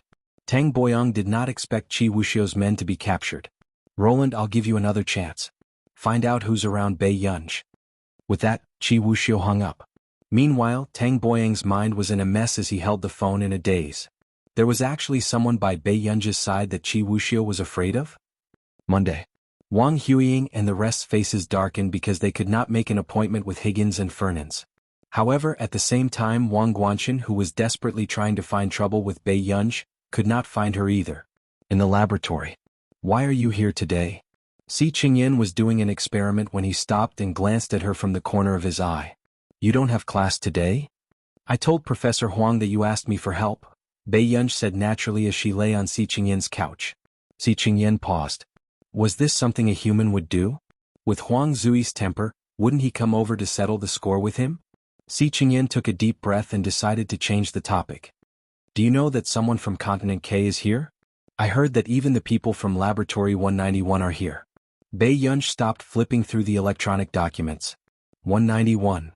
Si Qingyan thought that Bei Yunji did not know about Laboratory 191 and explained, it's the #1 laboratory in Continent K. Didn't you know about it when you went to K University? Bei Yunji nodded vaguely. Recently, the people from Laboratory 191 had been chasing her closely, especially the head of the Shi family in Oz. They were afraid that the Wang family would usurp the throne and ask her every day when she would return to Continent K to hold the succession ceremony. At the thought of this, Bei Yunji's eyelids twitched. She decided to avoid the people from Laboratory 191. However, no matter how hard Bei Yunji tried to avoid it, trouble would still come knocking on her door. No. Bei Yunji had just eaten with Song Yao in the canteen when a few people suddenly sat beside them. Wang Guanchen placed the plate on the table, crossed his legs and sat beside Bei Yunji eating in big mouthfuls. Bei Yunji, who have you been hiding from recently? Listen to Yan. Opposite him, Song Yao stopped her chopsticks and looked at Wang Guanchen with a strange gaze. This was the first time she had met someone who dared to provoke Bei Yunji. As expected. She turned around and saw Bei Yunji exchanging glances with her. Bei Yunji said slowly, let's talk after dinner. This sentence was obviously directed at Song Yao. Wang Guanchen thought that Bei Yunji was afraid of him and was tactfully giving in to him. Sure, but classmate Pei, remember what you said. Don't hide from me. The arrogance on Wang Guanchen's face made the corners of Lu Yuanxi and Chu Zhixing's mouths twitch. Where did this confidence come from? Hearing this, Bei Yunji lost her appetite. Hide from you. Bei Yunji looked up at Wang Guanchen and seemed to have suddenly remembered something. Her beautiful eyes curled up. Ah, I almost forgot. So is it the Wang family in Continent K, that freeloader? Instantly. The smug look on Wang Guanchen's face froze with the atmosphere. End of chapter. Chapter 1378. Wang Guanchen's expression darkened bit by bit. Pei Yun Go. These 3 words seemed to be squeezed out from between his teeth. Bei Yunji slowly raised his eyebrows and continued to add fuel to the fire. Are you used to the food in Yun University? Will student Wang have indigestion? He was mocking Wang Guanchen's family for being addicted to living off women and stabbing a knife into their hearts. Bei Yunji put down his chopsticks and left with the plate. Eat slowly. Song Yao and the rest left as well. At this moment, Wang Guanchen's expression was already dark as he knocked over the plate angrily and kicked the table, causing a moment of silence and onlookers in the canteen. But no one dared to go up and talk to him. In the afternoon, Bei Yunji had just called Lin Lanjun and confirmed that Lin Lanjun was progressing smoothly. She had already controlled the spread of the virus and felt much more relieved. However, she did not expect to see Sun Jiaping on the other side making a call when she hung up the call. However, the other party on the phone was obviously angry. She could only hear Sun Jiaping coaxing this ancestor. Be good, don't be angry. Grandpa is already preparing to go to the hospital to see you. The toys and snacks you wanted are all in my hands now. Bei Yunji looked up and saw Sun Jiaping holding a pile of things in his hands. He could only use his neck and shoulder to hold the phone, but some snacks still fell to the ground. I don't care. You have to come and see me within an hour. The person on the other end of the line said angrily in a childish voice before hanging up the phone. At this moment, Sun Jiaping staggered and the glass bottle of milk he was holding fell. His expression changed. Just as his mind was in a mess from anxiety, a fair and delicate hand caught the milk steadily. Sun Jiaping heaved a sigh of relief. When he looked up and saw Bei Yunji, he immediately smiled and said, Student Pei, thank you so much. Why is Professor Sun carrying so many things? Bei Yunji picked up the toys from the ground. It's all because of that little ancestor. She wants these things no matter what. I have to send them to the hospital quickly, Sun Jiaping said helplessly. Bei Yunj was silent for a moment. I'll go with you. How can you do that? Sun Jiaping frowned and rejected. But you can't carry so many things. Bei Yunj glanced at her watch and raised her eyebrows slightly. I'm free until 5 o'clock in the afternoon. Didn't you say that you wanted me to meet her? Sun Jiaping agreed and talked to Bei Yunj about Jingjing along the way. Bei Yunj didn't show any signs of impatience, but occasionally chimed in. When they entered the hospital, before they even pushed open the door to the ward, they could already hear the voices inside. Stupid. How are you going to teach me if you don't even know this? She sounded like a delicate and willful little girl. Bei Yunj's eyelids twitched and she followed Sun Jiaping inside. Jingjing, you can't do this to brother Huang Qian. Sun Jiaping reprimanded her.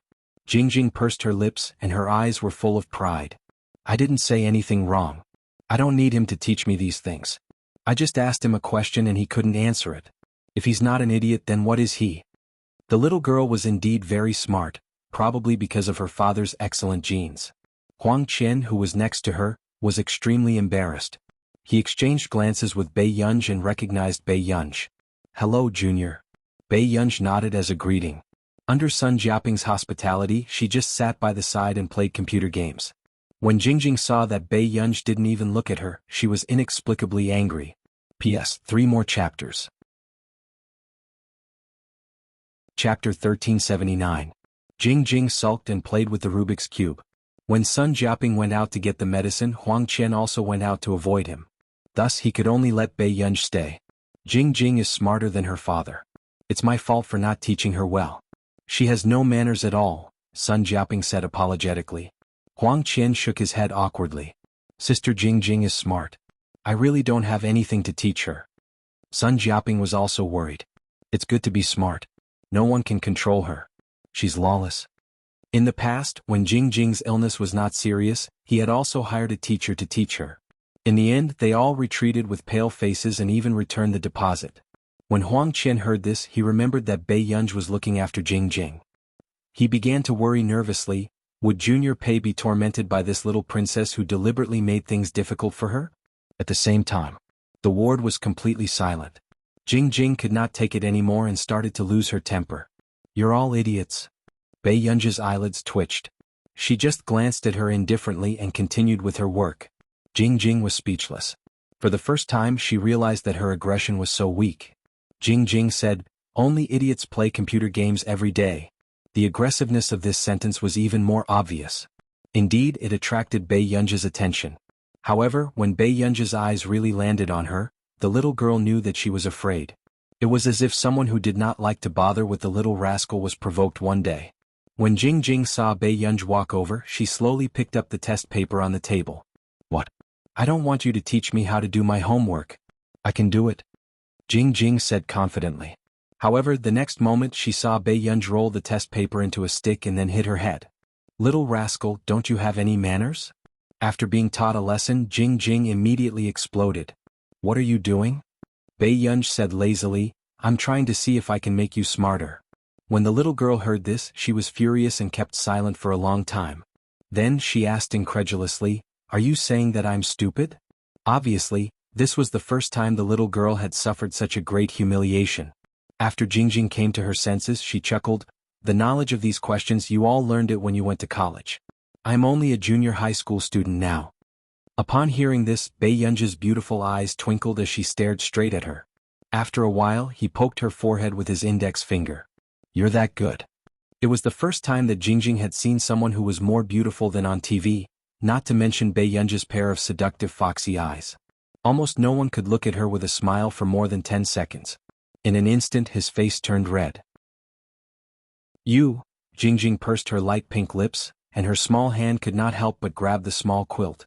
She said in a fierce voice, Grandpa said that my illness will be cured, and I will become a very powerful researcher. She looked up at Bei Yunj and said, Everyone will treat me well and protect me. I'm a genius that everyone is fighting for. In the past 2 days, there were indeed people who understood the situation. They called and prepared to transfer Jingjing to the military hospital. Really? Why do geniuses need to be protected? Bei Yunj's words made Jingjing pause for a moment. She was speechless for a moment. Because, child, if someone protects you at all costs, it is not because you are very powerful, but because you carry the hopes of many people. Bei Yunj smiled and pinched her cheek as a punishment. Chapter 1380. Jingjing was also inexplicably afraid of this strange person. The person in front of her was different from Sun Jiaping's former students. She was not easy to deal with and was not easy to understand. No, as a researcher you will be respected by many people and have a lot of money to spend. Brother Tang Cheng went to Country R and has endless money to spend. Jingjing's eyes were full of desire. As long as I grow up, I can support Grandpa. Grandpa won't have to be talked about by those students behind his back. Professor Sun won't go to Country R. Bei Yunj began to peel the apple slowly. What? Jingjing stared at Bei Yunj with resentment in her eyes. Professor Sun's father was detained abroad for 10 years.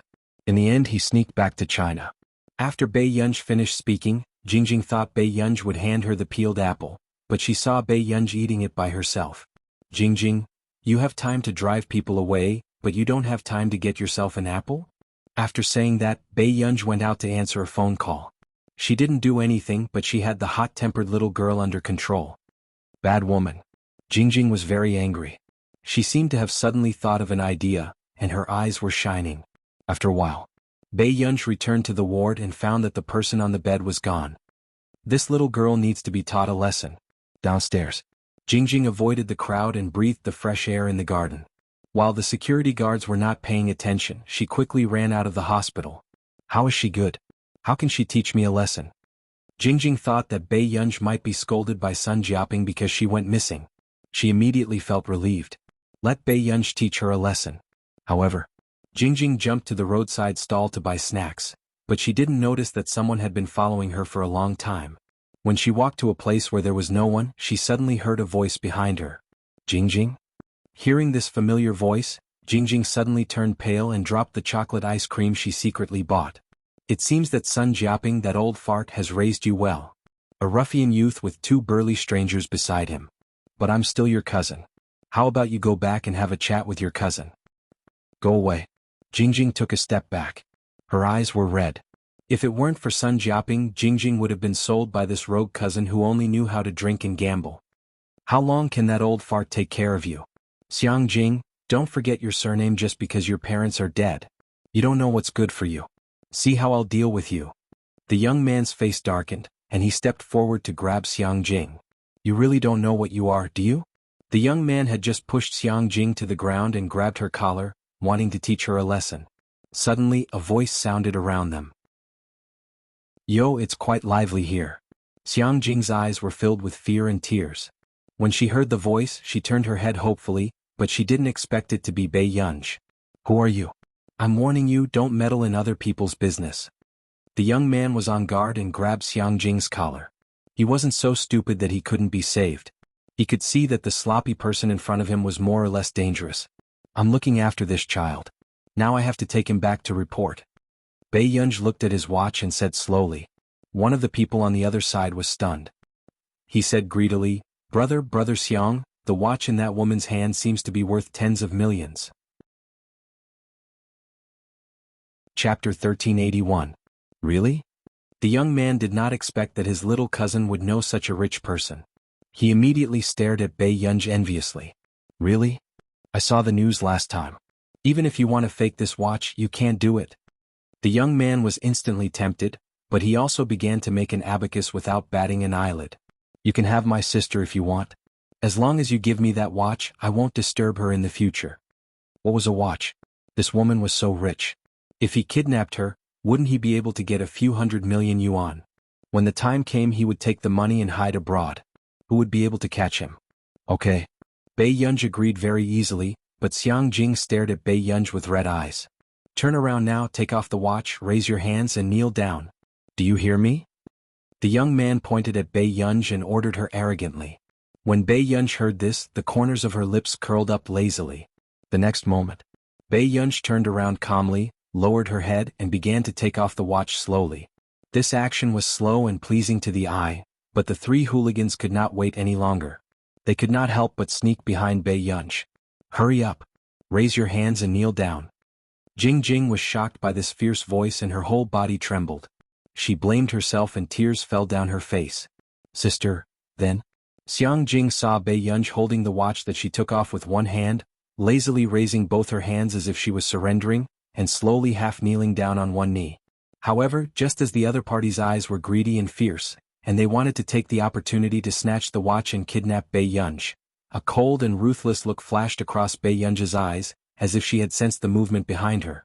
Before the others could react, Bei Yunj suddenly turned around and quickly swept her leg towards the other party's head.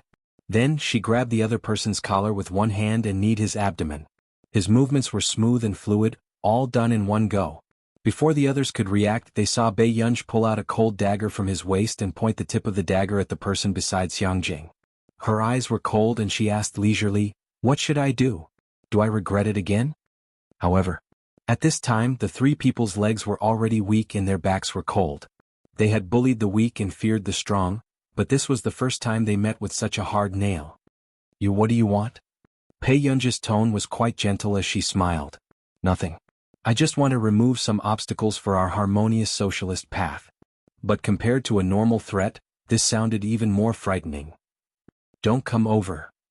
After the three strong-looking men finished speaking, they were scared out of their wits and staggered away. "Come." She turned her head instinctively. She saw Bei Yunj slowly pick up a thick and long branch from the side. It looked like a thin stick used to hit people. "It's done." Bei Yunj held the branch with one hand. "Xiang Jing?" ? Then she saw Bei Yunj use the half-meter-long thick branch to pat the palm of her other hand. This action was inexplicably scary. She chuckled and looked at her again. A cold glint appeared in her eyes as she asked in a calm tone, "Isn't it your turn now, Xiang Jing?" Chapter 1382. Sister. Xiang Jing was inexplicably terrified. One could hear the timidity in her voice. She reminded her sister softly, "It's against the law to hit someone." "Yes, I haven't drunk tea in the police station in this area." Bei Yunj sneered and walked towards her. The person who had just wanted to remove obstacles for a harmonious society changed her attitude faster than flipping a book. "Sister, I'm wrong." Xiang Jing suddenly pounced on Bei Yunj and started to cry in a childish voice. "Boo-hoo, I'm really wrong." The atmosphere was silent for a long time. Just when Xiang Jing thought that Bei Yunj's heart softened, she heard the other party's clear and cold voice. "Are you going to wipe your snot and tears on my body?" Xiang Jing, why was this woman so stubborn? Not long after, when Sun Jiaoping returned to the ward, he found that his little granddaughter was very obedient. She sat on the bed and did her homework. She didn't even raise her head. However, the atmosphere was a little strange. "Professor Sun, I have something to do, so I'll go back first." After Bei Yunj finished speaking, Sun Jiaoping nodded and watched as she left without looking back. Xiang Jing immediately threw away the pen in her hand. "Grandpa, is she the school bully in your school?" Xiang Jing's eyes were full of curiosity. "Sun Jiaoping, where did she learn this word from?" He suddenly thought of the situation at the hotel and asked, "What did she do?" Xiang Jing felt guilty. She didn't dare to say that Bei Yunj helped her teach the bad guys a lesson when she ran out blindly. "It's just that. I think this sister is very powerful." Sun Jiaoping and Huang Qian were very surprised. Xiang Jing had been arrogant since she was young. Other than Sun Jiaoping, she was arrogant and rude to everyone. However, he never thought that he would sincerely praise Bei Yunj for being amazing. Jing, she's the top scorer in the college entrance examination of our Yun University. She participated in the postgraduate competition when she was in her first year. Sun Jiaoping laughed. Xiang Jing was unhappy. What's so great about that? But brother Huang Qian is just a doctoral student. He's not that powerful. Huang Qian, did they have to drag him out and whip his corpse? Silly girl, when Bei Yunj participated in the postgraduate exchange competition, there were two students. Sun Jiaoping scratched her nose. His students are all top geniuses. She beat the student? Xiang Jing was in disbelief and became agitated. How is this possible? In Xiang Jing's heart, this was a belief that could not be defeated. Even if it was his student, he should not be defeated so easily. Huang Qian sighed as well. I graduated from Hengda as well. I heard from Hengda's teachers that Pei Qian's grades weren't good at other high schools, but ever since she entered Hengda, she's become the top student. I think it might be because classmate Pei loves to fight too much. She used to treat this as her main job. Otherwise he wouldn't have ended up repeating a year. Xiang Jing, just how much did he love fighting? Grandpa, can I go to Yun University to play with Sister Pei? Xiang Jing couldn't help but ask. She did not believe that Bei Yunj was so powerful. Sure, wait for Jing Jing's treatment to be over. Oh, didn't you say that she'll be transferred to another hospital in 2 days? Grandpa, let me go look for Sister Pei tomorrow. Sun Jiaping had no choice but to agree. However, Huang Qian's scalp went numb. He had a feeling that Xiang Jing was up to something. The next day, Bei Yunj was still staying in the dormitory of Yun University. She didn't expect to receive a knock on her door early in the morning. She suppressed the impatience in her eyes and opened the door to see a small figure. Chapter 1383. Xiang Jing's eyes were bright. She was wearing a beautiful dress and hugging a long-eared rabbit plushie. Sister? Before she could finish speaking. The door was suddenly closed by the person with a dark expression.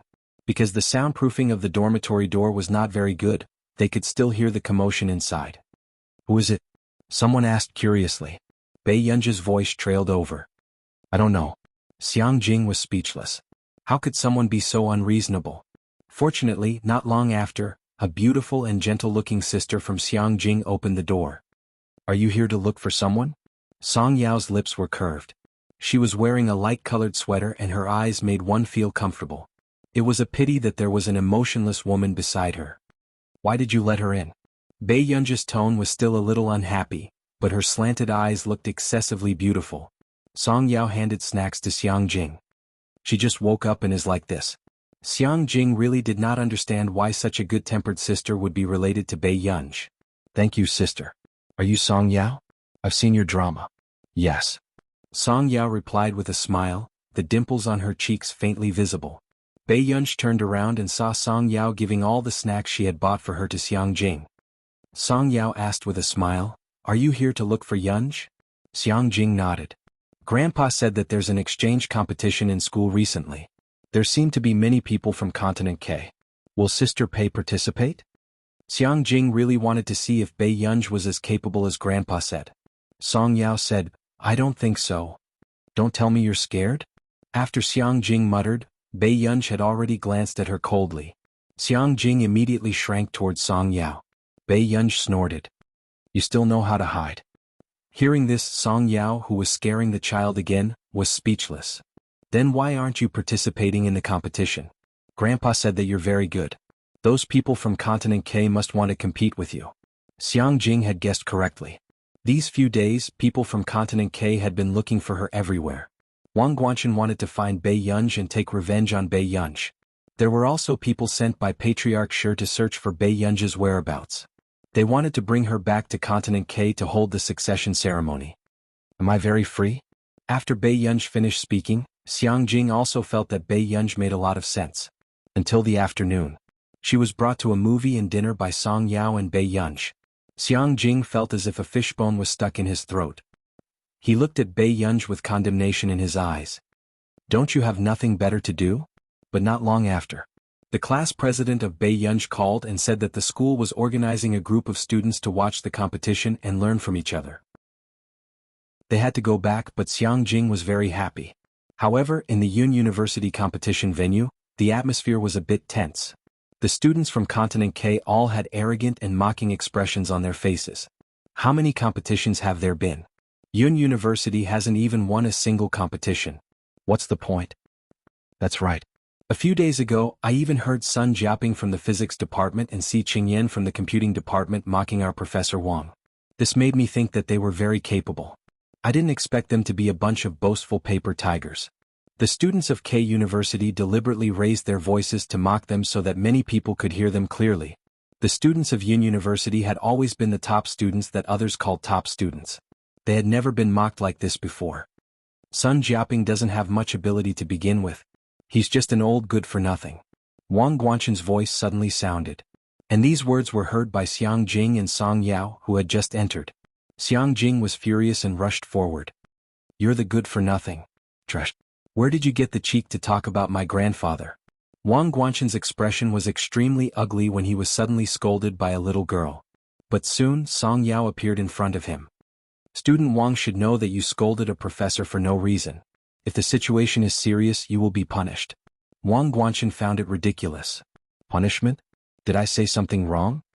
Hearing this, Xiang Jing almost pounced on Wang Guanchen and bit a piece of meat, but Song Yao grabbed her tightly.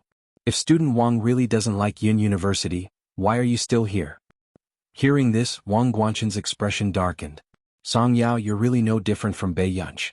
Do you think Bei Yunch can protect you? Let me tell you, she will be completely finished this time. So will you? After Wang Guanchen laughed coldly, he said to Mr. K, ignore that old man. It's more important for you to win the competition. Guanchen, I thought you had a good relationship with the people from Yun University. I didn't expect you to be on our side, K University's student teased. My sister is your professor. Who can compare to my sister? Wang Guanchen raised his chin and went to K University's resting area. I know my grandfather is hated by many people. Xiang Jing lowered her head and bit her lip. But it's all because of me. If it wasn't for her treatment, Sun Jiaping wouldn't be thinking about how to earn money every day. Jingjing, that's why you have to grow up well. Song Yao rubbed her head again and smirked. Don't worry, Yun University will win the next competition. Jingjing looked up at Song Yao and then at the competition stage. This time it was the computing department.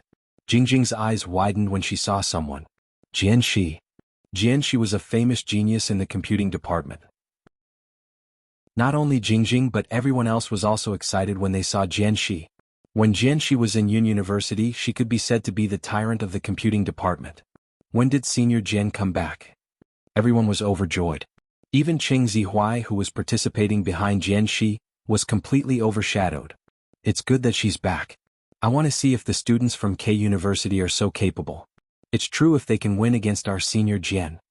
Wang Huiying noticed the cheers and glanced at Jianxi with a frown. Who is that person? The people from Yun University seem to like her a lot. Wang Guanchen paused. Why is she back? It was only when Wang Huiying looked at him that he immediately said, it's Jianxi. She's a famous genius of Yun University. According to my friend and Neely, not only is she the niece of Marcus, the director of the computing institute in our nation, but she's also a student of. Even the others sucked in a breath of cold air when they heard about this background. Marcus's niece, a student of? Was this someone who had won at the starting line since she was born? Wang Huiying's eyes darkened as well, as if she was facing a formidable enemy. Ingna Hixin, go and test her standards. Yes. The students who were sent did not dare to slack off. However, under the anxious atmosphere, no one expected Jianxi to win so easily. Seeing this scene, someone felt a chill run down the back of their heads. She's still a student of the little devil taught by the big devil. The pressure she gave off when she crashed the competition was the same. Oh, the students of K University are so weak? Professor C even called me back. Isn't it interesting? Jianxi was not someone who would forgive others, especially after being instigated by Si Qingyan, who said that the people of K University were finding trouble with her teacher every day. Chapter 1384. Jianxi patted her skirt. Hurry up, don't waste time. I still have homework from the teacher. The computer science students really wanted to brag about their senior Jianxi. After not seeing her for a year, Jianxi was still the god of the computer science department. Meanwhile, the people from K University looked embarrassed. Wang Huiying took a deep breath and did not want to argue with Wang Huiying directly. Don't be nervous. It's okay if you can't win. There's still a physics competition. The other students were indignant, but they could only nod. However, they still lost badly in the next 2 rounds. The final score between K University and Yun University, 0-7. The students of Yun University cheered and jumped for joy. Even the professors were beaming with joy and their faces were rosy. Si Qingyan sighed. It seems like she's really good. Jianxi's improvement was godly. Professor C, what are you talking about? Si Qingyan said. Nothing. On the competition stage, the students of K University were suffering like never before. When did Yun University have such a terrifying student? After the competition ended, Wang Huiying asked the students to prepare for the next competition. To prevent such a situation from happening again, she even stuffed 2 young members of the 191st laboratory with unfamiliar faces. However, she did not expect Jianxi to compete in the next physics competition. Wang Huiying slapped the armrest of the chair and gritted her teeth. Why is it her again? It's okay. Jianxi studies computing. It's useless for her to compete in the physics competition, the K University teacher comforted her. However, half an hour after the start of the competition, it proved that his idea was wrong. Even the physics students of K University and the 2 young members of the 191st laboratory were not enough in Jianshi's hands. So far, K University had only obtained 1 point. What should we do? If this continues, we'll definitely lose again. The K University teacher panicked. Wang Huiying's face darkened, and Wang Guanchen was in disbelief. Sister, what should we do? We can't let them continue to win. Shut up. Wang Huiying scolded impatiently and took a deep breath. Get Meng Xingyun over. Her eyes were cold. Meng Xingyun arrived on stage. Wang Huiying chatted with him briefly and asked him to go back to the competition. However, no one noticed that one of the students who had spoken to Meng Xingyun had quietly gone backstage. At this very moment, there were only 2 people in the backstage control room. One was a student from Yun University, and the other was a student from K University. After receiving the message, K University student's eyes flashed and he left when no one was paying attention. Are you sure you want this answer? The K University students were having a private conversation in the corridor. It's just a competition. We can afford to lose. Jianxi is back. Until now, our K University hasn't gotten a single point. If this goes on, won't K University become a joke? That person suppressed his voice, but he gritted his teeth as he listened. All right. K University students sent him the questions he had secretly taken. However, no one noticed that there was a small figure following them. The second match began. However, the situation had changed. K University student could always blurt out the answer accurately before Jianxi could answer. The 2 teams were now neck and neck. The corners of Wang Huiying's lips slowly curled up as she pondered over how to pass the last question she had set to her student. She held the answer and steps of the question in her hands. Just as she was about to go over, a small figure appeared out of nowhere. Wang Huiying frowned in pain, but she quickly realized that Xiang Jing was picking up the note on the ground. Her gaze was cold as she stepped on Xiang Jing's hand with her high heels. What are you doing? Chapter 1385. Xiang Jing's face was pale from the pain and she could only look up at her stubbornly. You cheated. You're cheating. I saw it. Wang Huiying's gaze turned even colder, but she exerted more strength under her feet. She asked with a smile, What nonsense are you talking about? Professor Wang. Song Yao's voice sounded and her usually gentle eyes lost their warmth. She looked at Wang Huiying who was stepping on Xiang Jing's hand expressionlessly. Xiang Jing suddenly screamed. Her face was pale but she insisted on not letting go of the note. Song Yao pursed her lips. Professor Wang, I'm sorry. With that said, Song Yao suddenly pushed Wang Huiying. Wang Huiying's expression changed. If it wasn't for the person supporting her from behind, she would have fallen to the ground. Song Yao, what are you doing? Wang Guanchen's face was dark and ruthless as he stared at her with his hawk-like sharp eyes. The note. Before Xiang Jing could be happy, someone appeared behind her and suddenly took her away. What are you all arguing about? The dean of K University tore the note into pieces and reprimanded with a cold expression. Are the students of Yun University so unreasonable? It's you? You're cheating. Xiang Jing could no longer suppress the grievance and anger in her heart. Tears fell as she pointed at them. Shameless. You beat us by cheating. Song Yao wanted to take Xiang Jing to the infirmary, but Xiang Jing refused to listen. Sister, they're cheating. This group of people are cheating. Zhou Guanchen suddenly mocked. Oh, I was wondering who it was. Isn't this Professor Sun Jiaping's granddaughter? Hearing this, Wang Huiying only glanced at Xiang Jing and walked in front of Song Yao. She stared at her and said calmly, Song Yao, right? I want to see if you can continue to stay here. With that said, Wang Huiying turned around and left.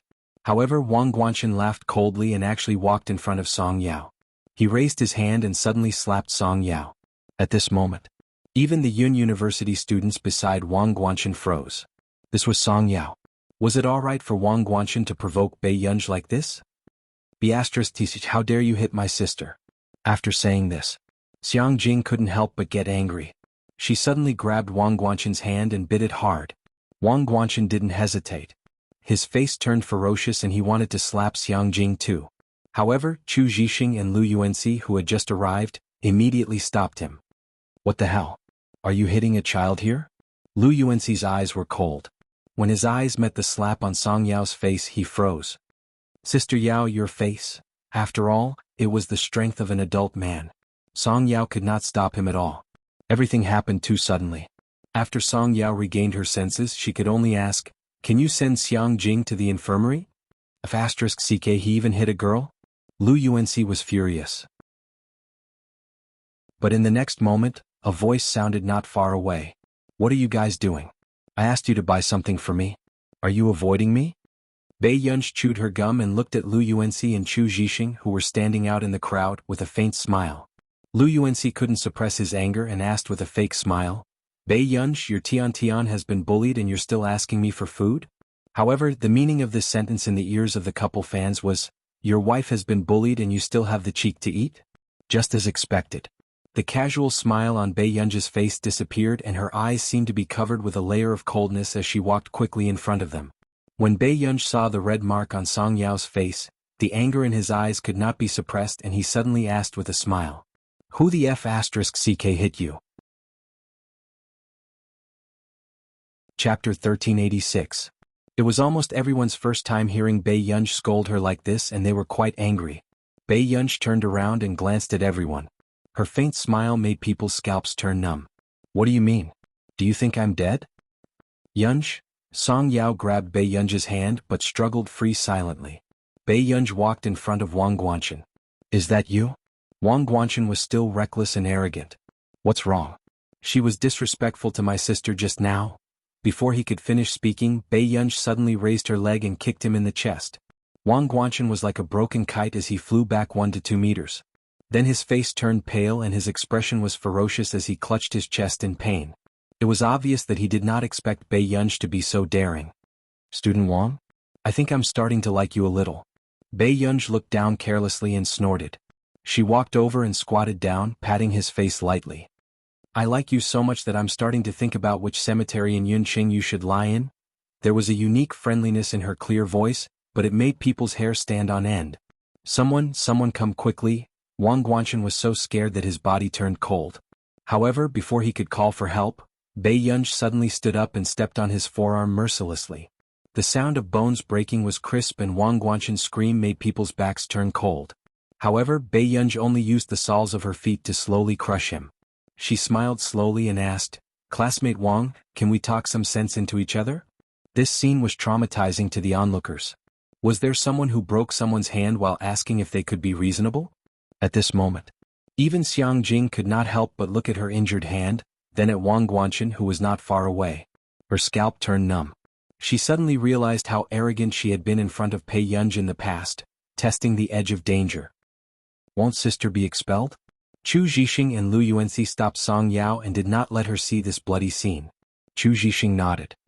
"If you drop out of school, you'll be forced to inherit billions of assets." Xiang Jing. At first, Wang Guanchen was in so much pain that he couldn't react. Only when he felt that his bones were about to be crushed did he suddenly nod his head. Bei Yunji tilted her head and smiled lazily. She continued, "Actually, I usually break one of Miss Song's hands if someone touches her face. Tell me, how should I greet you?" Wang Guanchen was in so much pain that his whole body was trembling. His eyes were full of fear and he could not make a sound from his throat.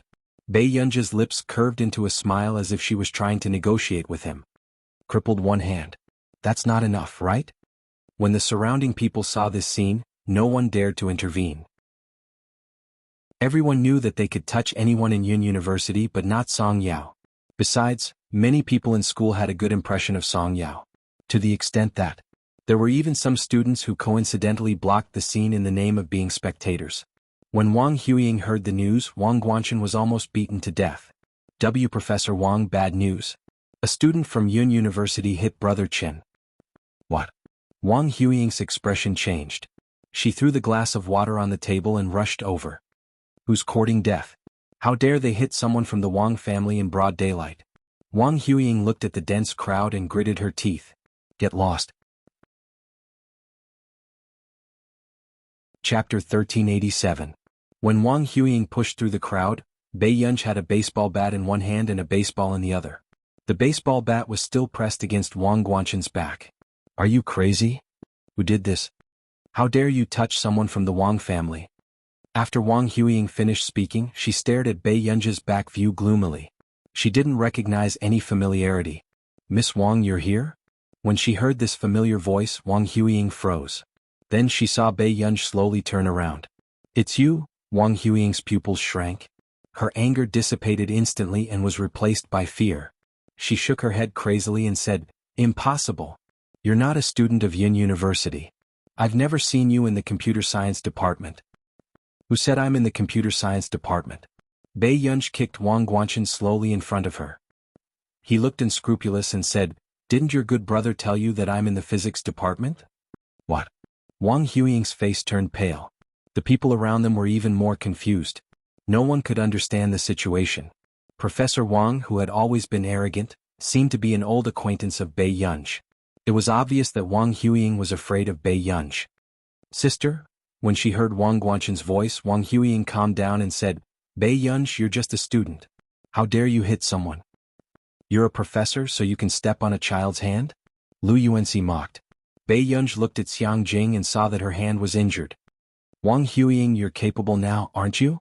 Bei Yunji's voice was ambiguous, but it made people feel fearful. Wang Huiying was also inexplicably afraid. She took a step back and swallowed her saliva. "Bei Yunji, don't do anything rash." Wang Huiying was saved by the arrival of the principal of Yun University and a few professors. "What's going on here? I heard that there's a fight here?" The principal looked at the scene and met Bei Yunji's harmless eyes. All right. He knew who it was. The principal took a deep breath. "Bei Yunji, are you fighting again?" Bei Yunji said lazily, "Am I fighting?" Everyone present was silent. The principal pointed at Wang Guanchen on the ground. "What's wrong with him?" "Student Wang, are you fighting with me?" Bei Yunji looked at him indifferently and asked. The crowd was strangely silent. Indeed he didn't. Wang Guanchen didn't even have a chance to fight back. How could it be called a fight? Wang Guanchen had been beaten half to death. Under Bei Yunji's gentle gaze, his words were stuck in his throat. Bei Yunji was the best at using violence to curb violence. "Bei Yunji, don't be too arrogant." Wang Huiying was so angry that her whole body was trembling. She wanted to rush up and tear Bei Yunji apart. "Professor Wang, please calm down." The principal's temples were throbbing as he pointed at Bei Yunji. "Bei Yunji, do you know how wrong it is to hit someone?" "Principal, it was Wang Guanchen who hit me first. That's why this happened." Song Yao walked out and openly revealed the bright red palm mark on her face. She pursed her lips. "If the school wants to punish Bei Yunji, then I'm her accomplice." The school was already having a headache because of this matter, and after hearing Song Yao's words, it became even worse. Suddenly, the restless person by the side even held Song Yao's hand brazenly. She turned around and smiled lazily. "So touching, Tian Tian." Song Yao was speechless. Chapter 1388. The atmosphere changed inexplicably. The students at the back all had excited expressions on their faces that said, "I can F*** King get it." The principal's expression darkened. "What are you doing?" Song Yao wanted to break free, but she could not break free from Bei Yunji's hand. This person was an expert at acting shamelessly. "Bei Yunji, come back to the principal's office with me now." With that said, the principal turned around and got someone to help Wang Guanchen up. He asked Wang Huiying and her brother along the way. However, he did not expect Bei Yunji to suddenly pick up the baseball. In the next second, she threw the ball in her hand upwards and swung the bat. It shot towards a certain direction swiftly and accurately. Suddenly, Wang Huiying screamed miserably. She was already holding her swollen and trembling hand as she gritted her teeth and looked at Bei Yunji. "That's enough, Professor Wang. You don't have to apologize this time. I'll take back the interest." Bei Yunji casually placed the baseball bat on her shoulder and raised an eyebrow. Her eyes were playful and cold, but she was indescribably high-spirited. Wang Huiying was so angry that her body was trembling, but her hand hurt so much that she broke out in cold sweat. "Professor Wang, go and deal with it first." The principal was already numb as he looked at Bei Yunji expressionlessly. It was not that he had never seen a troublemaker, but this was the first time he had met someone who would be more aggressive the more they were against someone with a bad status. "Bei Yunji, go to the principal's office and wait for me now. Don't think that I can't do anything to you just because Director Lin went to our nation." The principal was furious and pointed in the direction of the principal's office. Okay. Bei Yunji answered perfunctorily and walked towards the principal's office. "Yunji." Song Yao grabbed Bei Yunji's hand and frowned. If Wang Huiying insisted on this matter, Bei Yunji would not be able to get away so easily. "Don't worry about me. Go and apply it on your face when you're free." Bei Yunji glanced at the red mark on her face and was still a little angry. She was puzzled. She had treated this fellow like an ancestor for such a long time. He couldn't possibly be a bun, right? She suppressed her emotions and suddenly reached out to smooth Song Yao's eyebrows. Her eyes curved. All right, I'm fine. After that. After Bei Yunj left, Song Yao pursed her lips, her eyes dark. Meanwhile, Lu Yuanxi had just finished his call and said to Song Yao, "It's okay, Yao. My family has some connections with Confederate 191. I've already gotten someone to help." The headmaster's office. Before the principal came, he had already asked the students about what had happened. He knew that Bei Yunj did not cause trouble on purpose. But she did it in front of the whole school. She was simply reckless. "Bei Yunj, do you know that you were wrong? Got it?" The principal felt even more aggrieved. There was no psychological burden for this person to admit his mistake. Moreover, according to the personalities of the three brothers of the Qin family, they might not come to school to deal with Bei Yunj. They might even come to school to protect their sister. The principal felt suffocated at the thought of that scene. Suddenly someone knocked on the door and barged in. "Principal, bad news. Student Wang just left the school and was beaten up before she entered the hospital." She was already injured and she was still beaten up? The principal looked at Bei Yunj instinctively with a suspicious expression. Bei Yunj said, "If you think that way, I can't help it." The principal was speechless. All right, then it wasn't Bei Yunj who got someone to do it. At this moment, Wang Huiying also pushed open the door angrily. Her hand was already bandaged. Her expression was dark. "Principal Xiang, aren't you going too far? Can a student lay her hands on a professor from another school?" Chapter 1389. Wang Huiying was anxious to make Bei Yunj pay the price, so she did not go to the hospital. Instead, she watched Wang Guanxin get into the car. She did not expect that someone would dare to hit Wang Guanxin on the road. Even the car that sent Wang Guanxin to the hospital was destroyed. "Professor Wang, don't worry. We will deal with this matter," the principal said hurriedly. "Deal with it? Make her drop out of school?" Wang Huiying looked at Bei Yunj with sarcasm in her eyes. "Professor Wang, this is my fault for not teaching my students well. But you know how this matter started." The principal handed a cup of tea to Wang Huiying. But it was obvious that he did not want Bei Yunj to drop out of school just like that. After all, Bei Yunj was in the wrong, but Wang Huiying and Wang Guanxin were the ones who started it first. Wang Huiying took the cup and sneered. "Principal Xiang, do you think I will just let this matter go?" She stared at Bei Yunj with a venomous gaze. "If your school does not deal with this properly, I will report this matter to the higher-ups." Hearing this, the principal's face turned serious. He knew that if this matter was spread, it would be a threat to Bei Yunj. He could only ask Bei Yunj to contact her parents first. "Bei Yunj, call her parents." After that, the principal took the opportunity to pour a cup of water and said in a low voice, "Ask old Master Qin to come." Others might not know how the Qin family rose to power back then, but Principal Xiang clearly remembered that old Master Qin had developed from Continent K. Principal Xiang was personally promoted by Mingzhang, and Lin Lanjun was his senior. In addition, Bei Yunj was a good seedling, so he could not bear to see anything happen to Bei Yunj. Bei Yunj raised her eyebrows. Suddenly, the corners of her lips curled up. She slowly pressed the landline button. After a while, Bei Yunj answered softly. "Okay. I will wait for you in the principal's office." "Okay, got it." After Bei Yunj hung up the phone, her eyelids twitched unconsciously. She rubbed her ears that were numb from the noise. The principal suddenly had a bad feeling and immediately pulled her aside. "Who did you call? We have to solve the problem, do you know that?" "I know." Bei Yunj slowly glanced at Wang Huiying. Suddenly he chuckled softly. "We do need to solve some problems." A mocking look appeared in Wang Huiying's eyes.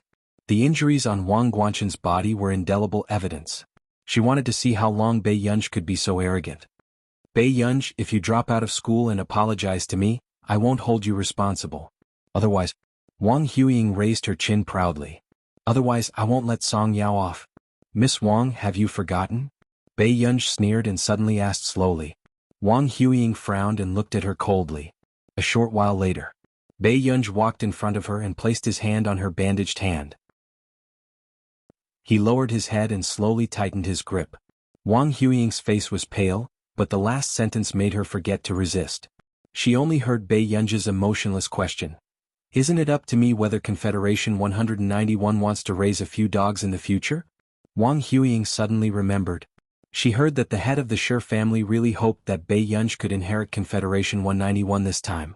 And in the scientific research field, it was customary to pass on talents and not direct descendants. Besides, Wang Huiying didn't even have any bloodline of the Shi family. There was no way she could fight for it openly. Bei Yunj. Wang Huiying's eyes were bloodshot. She wanted to kill this person who was always blocking her. P.S. Good night. Chapter 1390. Principal Xiang. Wang Huiying gritted her teeth. She was so angry that she couldn't hide her emotions. If you really want to cover up for this person, I have nothing to say. But don't forget, it was Zhang Ke who invited you for 5 years just to get this chance to work together. As soon as she finished speaking, the door of the principal's office was pushed open and another person came in. It was Sun Jiaping. Principal, I've heard about this. Sun Jiaping didn't look too good. He obviously knew that his granddaughter was injured. Seeing this, the principal had a headache. Professor Sun, don't worry. I'll definitely give you an explanation. I didn't come to you for this. Sun Jiaping said calmly, my Jingjing never lies. Jingjing said that K University students cheated. I think she didn't make it up. What nonsense are you talking about? Wang Huiying was inexplicably flustered, but she quickly covered it up. She sneered and asked, Professor Sun, are you using this method to slander K University? Professor Wang should know very well whether it's slander or not. Sun Jiaping wasn't as modest as usual. Instead, he was so firm as if he was a different person. After all, it was his granddaughter's hand that was stepped on. Sun Jiaping had a good temper, but he wasn't an idiot who would be bullied by others. Wang Huiying gritted her teeth and glanced at Bei Yunj. The corners of her mouth twitched again. If that's the case, then I didn't do anything wrong. After that, Wang Huiying took out her phone, swiped open an interface and threw it on the table. After reading it, the principal's face became even more gloomy. Someone anonymously reported that a freshman from the physics department of Yun University had abused a foreign student in school. This incident had become a hot topic. Many people even pointed out that it was the one from the Qin family. Bei Yunj's name was familiar to many experienced netizens. Some people didn't dare to take sides easily. But just 20 minutes ago, K University's official Weibo account accidentally liked this anonymous report. So much so that no one dared to speak up for Bei Yunj. Campus violence. Rich people really don't take crime seriously. I can testify that someone from Yun University was carried out today. I just happened to see that person being beaten up badly. Why did Yun University accept this kind of person? Yun Qing University, the #1 university in the capital, didn't give any explanation? Confused? 5 people clicked into the hot comments and 4 of them are Qin Youjiao's fans. They're really at the point of murdering their mothers. I'm being targeted by flies for the rest of my life. Professor Wang, this report doesn't match up with reality, right? As a teacher, how can you do such a thing that is beneath your standing? Principal Xian Ran questioned furiously. What is the actual situation? Wang Huiying smiled and poured herself a cup of tea. Principal Xiang didn't listen to my advice. He's not satisfied with my advice. If we can't reach an agreement on this matter, doesn't that mean I have no other choice? She walked over to Bei Yunj and asked softly, Bei Yunj, how is it? Do you really think that I can't beat you? Bei Yunj looked into her eyes. Are you trying to destroy me? So what if I am? Wang Huiying narrowed her eyes. She knew that if Bei Yunj continued to develop, it would be a great threat to her. She wanted to take advantage of the fact that Bei Yunj was still weak to eliminate the source of trouble. Then I don't like to raise a dog that bites people. After Bei Yunj finished speaking, Wang Huiying's eyes darkened. She was about to speak when suddenly, a group of people rushed in from the door. Bei Yunj? Wang Huiying turned around and was even more surprised when she saw who it was. Why was Elderine here? Chapter 1391. Elderine. Before Wang Huiying could ask, she saw Elder Hu and Elder Gu beside Elderine. Although the 3 of them had accompanied her to Yun City this time, they had always avoided meeting the public. Why did they come in person this time? Wang Huiying frowned. It couldn't be because of Wang Guanchen. Elderine, Elder Hu, Elder Gu, I didn't expect you to come. Sorry for not coming out to meet you. Principal Xiang's back was almost wet with sweat. He couldn't figure out why the 3 of them, who were like founding fathers in Confederation 191, would come to Yun University in person. This time it would be useless even if Bei Yunj asked Old Master Qin to come. Principal Xiang took a deep breath. He was even more anxious at the thought of Bei Yunji's safety. The outside world had begun to put pressure on Yun University. Now, the 3 leaders of Confederation 191 had come to Yun University in person. Weren't they being attacked from both sides? This time, I'm not here to chat with Principal Xiang. Elder Yin glanced at the name tag on the table and knew the principal's name. In the eyes of others, Elder Yin was impatient and was ready to start trouble with Bei Yunji. Elder Yin, don't worry. She's just a child. Principal Xiang braced himself and tried to persuade him. Seeing this scene, Wang Huiying's eyes showed sarcasm. She was waiting to see Bei Yunji make a fool of herself. What's wrong with the child? What's wrong with you? Are you looking down on young people? Elder Yin retorted unhappily. They had come to Yuncheng with untold hardships to find an heir. Was it easy? Were they going to let Bei Yunji off just because she was young? Principal Xiang, why did he feel that this answer was not on the same page? Before Principal Xiang could speak again, he heard Bei Yunji ask leisurely. You're here. You're quite fast. Principal Xiang turned to look at her. Question mark. At this time, this ancestor was still provoking others? Elder Hu stroked his beard and walked forward.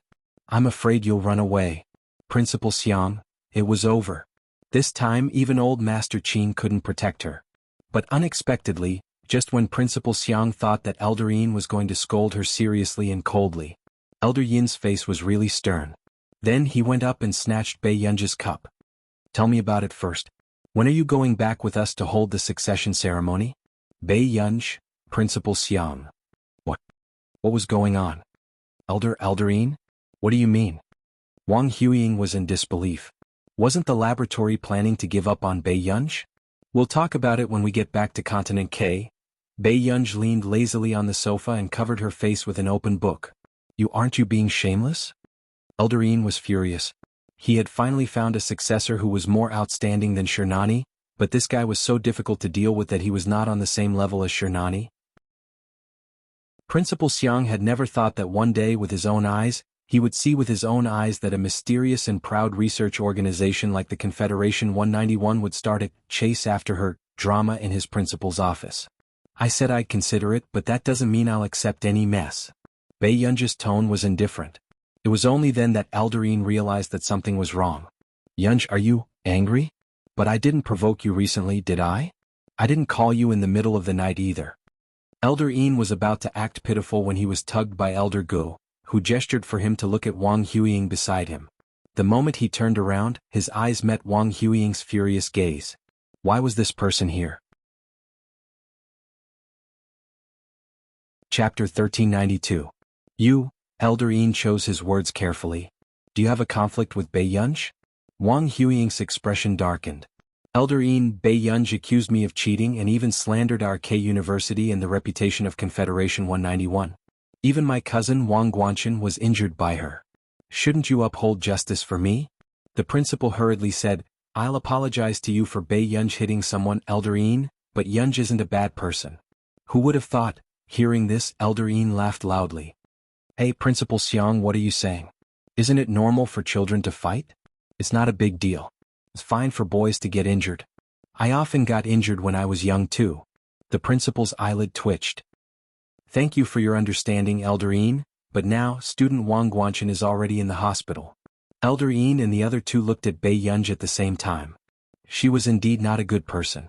Although Bei Yunji has indeed gone overboard with this matter, I hope that you can give Bei Yunji a chance. However, I still hope that everyone can give Bei Yunji a chance. I also hope that Professor Wang can clarify things online. Clarify what? Elder Gu, who had been silent, suddenly asked. After the principal finished explaining the whole story, Elder Yin and the others also frowned. Huiying, you're too. Elder Yin sighed. Forget it. Explain this matter clearly and let's forget about it. Wang Huiying was unwilling to give up. Elder Yin, my younger brother is still in the hospital. How can we let it go like this? Elder Gu said coldly, if you dare to hit someone, you have to be prepared to be hit. The atmosphere was inexplicably strange. Elder Yin and Elder Hu were speechless. Could he rein in his impulse to brag a little? It was too obvious that he was biased towards Bei Yunji. Wang Huiying bit her lip. I won't let this matter rest. Neither will K University. Elder Yin was silent for a moment. Huiying, are you going against us? Elder Yin nodded. Then think carefully. After leaving Confederation 191, What is left of your Wang family? Elderine, why did you choose her? Wang Huiying couldn't stand the questioning. At this moment, as outsiders, the principal and Sun Jiaping wished they could run away immediately so that they wouldn't hear anything they shouldn't hear. Elderine also asked Wang Huiying to follow him to another meeting room. In the Confederation 191, only talents are passed down. Even Shernani was a genius of 191. Wang Huiying stared at him. But aren't you going to give up on Bei Yunj? That's because she didn't want it. A moment later. Elder Yin continued expressionlessly, think about it carefully. As long as she wants to be the successor of Confederation 191, no one can shake her. At that time, what kind of position can you hold in Confederate 191? Wang Huiying stopped talking. Also, do you want to talk to K University or do you want me to talk to them personally? If anything happens to Bei Yunj that has anything to do with K University, our Confederation 191 will not let them off the hook. After Elder Yin finished speaking, he pushed the door open and walked out. Who did K University rely on to survive? Let them think about it carefully. Wang Huiying bit her lip and clenched her fists, trembling all over. She wouldn't let Bei Yunj have an easy time. In the principal's office. Bei Yunj, you broke his bones. Do you think you're civilized? Elder Hu questioned. Bei Yunj replied perfunctorily, yes. Elder Hu, yes? Wang Guanchen went out and you still found someone to beat him up? You're very domineering. Chapter 1393. Bei Yunj turned to look at him. Do I look like that kind of person? Elder Hu, ? Don't you know that? The atmosphere fell into a strange silence. Bei Yunj's eyelids twitched and the corners of her lips twitched. She said slowly, the only person who can make me do things behind his back is to find someone to kill him. Elder Hu and Elder Gu. So did she think that this matter was not bad enough? Bei Yunj's ability could bring Confederation 191 back to the peak, but they didn't know how many generations of grudges she would have with her personality. Elder Hu and Elder Gu had already started to persuade the principal not to care about this matter. It was just the children fooling around. However, the principal insisted on waiting for Wang Guanchen's condition before making a decision. A few hours later. Bei Yunj didn't expect to see Wang Guanchen being carried back on a stretcher, and a group of people followed suit. There's no law at all. How dare you hit someone from Confederation 191 in school? Didn't you start it first? The person who spoke up for the injustice was pushed away. Get lost. Yun University has to give us an explanation. After saying that, he began to smash the door of Yun University's principal's office with his hand. He didn't intend to give Yun Qing University any face at all. He shouted for the principal to open the door. This is outrageous. Elder Yin's face darkened. He suddenly stood up and walked out. Principal Xiang, you can just sit down. Then, just as the door of the principal's office was opened, a few aggressive people in front were about to curse, but they didn't expect to meet Elder Yin's eyes in the blink of an eye. Elder Yin, why are you here? Everyone was startled, like a cat with its tail between its legs. Even if they had the guts, they wouldn't dare to act arrogantly in front of Elder Yin. You've got guts? What kind of place is this? How can you behave so atrociously? Elder Yin reprimanded them in a loud voice. He pointed at them and scolded, let me tell you, if this matter gets out of hand, none of you will be able to return to Confederation 191. Elder Yin. At first they were still hoping that Elder Yin wasn't here to help them. But now, in this situation, those who didn't know better would think that Elder Yin was Bei Yunj's parent. Wang Guanchen, are you sure that Bei Yunj got someone to beat you up outside? Elder Yin asked expressionlessly. On the other hand, Wang Guanchen had mixed feelings throughout the journey. He was even more afraid when he thought about the scene where someone put a sack over his head and beat him up. He would never forget it in his life. I don't know. Wang Guanchen swallowed his saliva with difficulty. Principal Xiang, look, Bei Yunj didn't get anyone to hit him at all. It's all just a joke. Elder Yin glanced at Wang Guanchen and openly defended him in front of everyone. So much so that the people of Confederate 191 were shocked. Elder Yin, you're going to blink when you're kidnapped? The principal's eyelid twitched and he suddenly looked at Bei Yunj. He had a feeling that Bei Yunj's call was to call Elder Yin and the rest. But how did Bei Yunj know Elder Yin? Bei Yunj, come here and apologize. Elder Yin brought him over. Bei Yunj exclaimed and looked at Wang Guanchen on the stretcher with interest. Wang Guanchen couldn't help but feel his scalp go numb. He wanted to stay away from this person, but then he heard Bei Yunj suddenly laugh. Student Wang, I'm sorry. There's still a long way to go. Instantly, there was silence. Was this really an apology and not an open threat? Eldarine took a deep breath. Do you know what you did wrong? I made a mistake that every good person would make.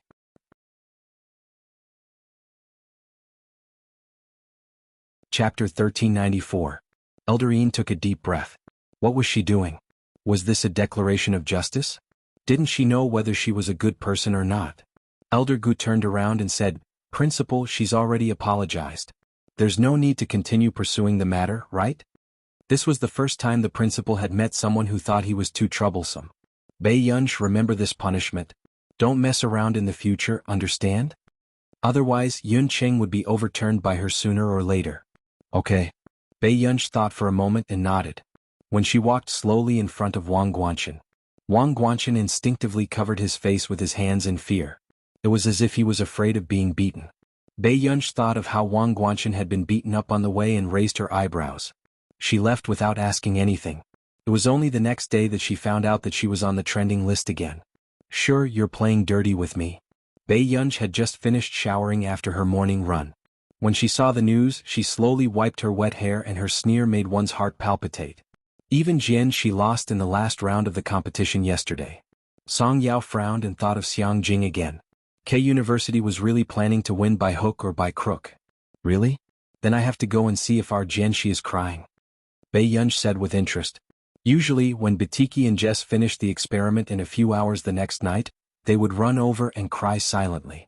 Song Yao was speechless. Bei Yunsh said, also investigate who beat up Wang Guanchen for no reason. He even made her take the blame. Song Yao choked on her water. On the competition platform of Yun University. This time Bei Yunsh came quite early, so she was the first to be targeted by Huang Zui. Pei, do we have some time to talk? Huang Zui's eyes lit up. Previously, he had been busy looking for someone among the doctoral students and graduate students, hoping that someone could win against K University. In the end, he had forgotten about this person. Wasn't he blindly looking for someone else when the king was right in front of him? I'm not free.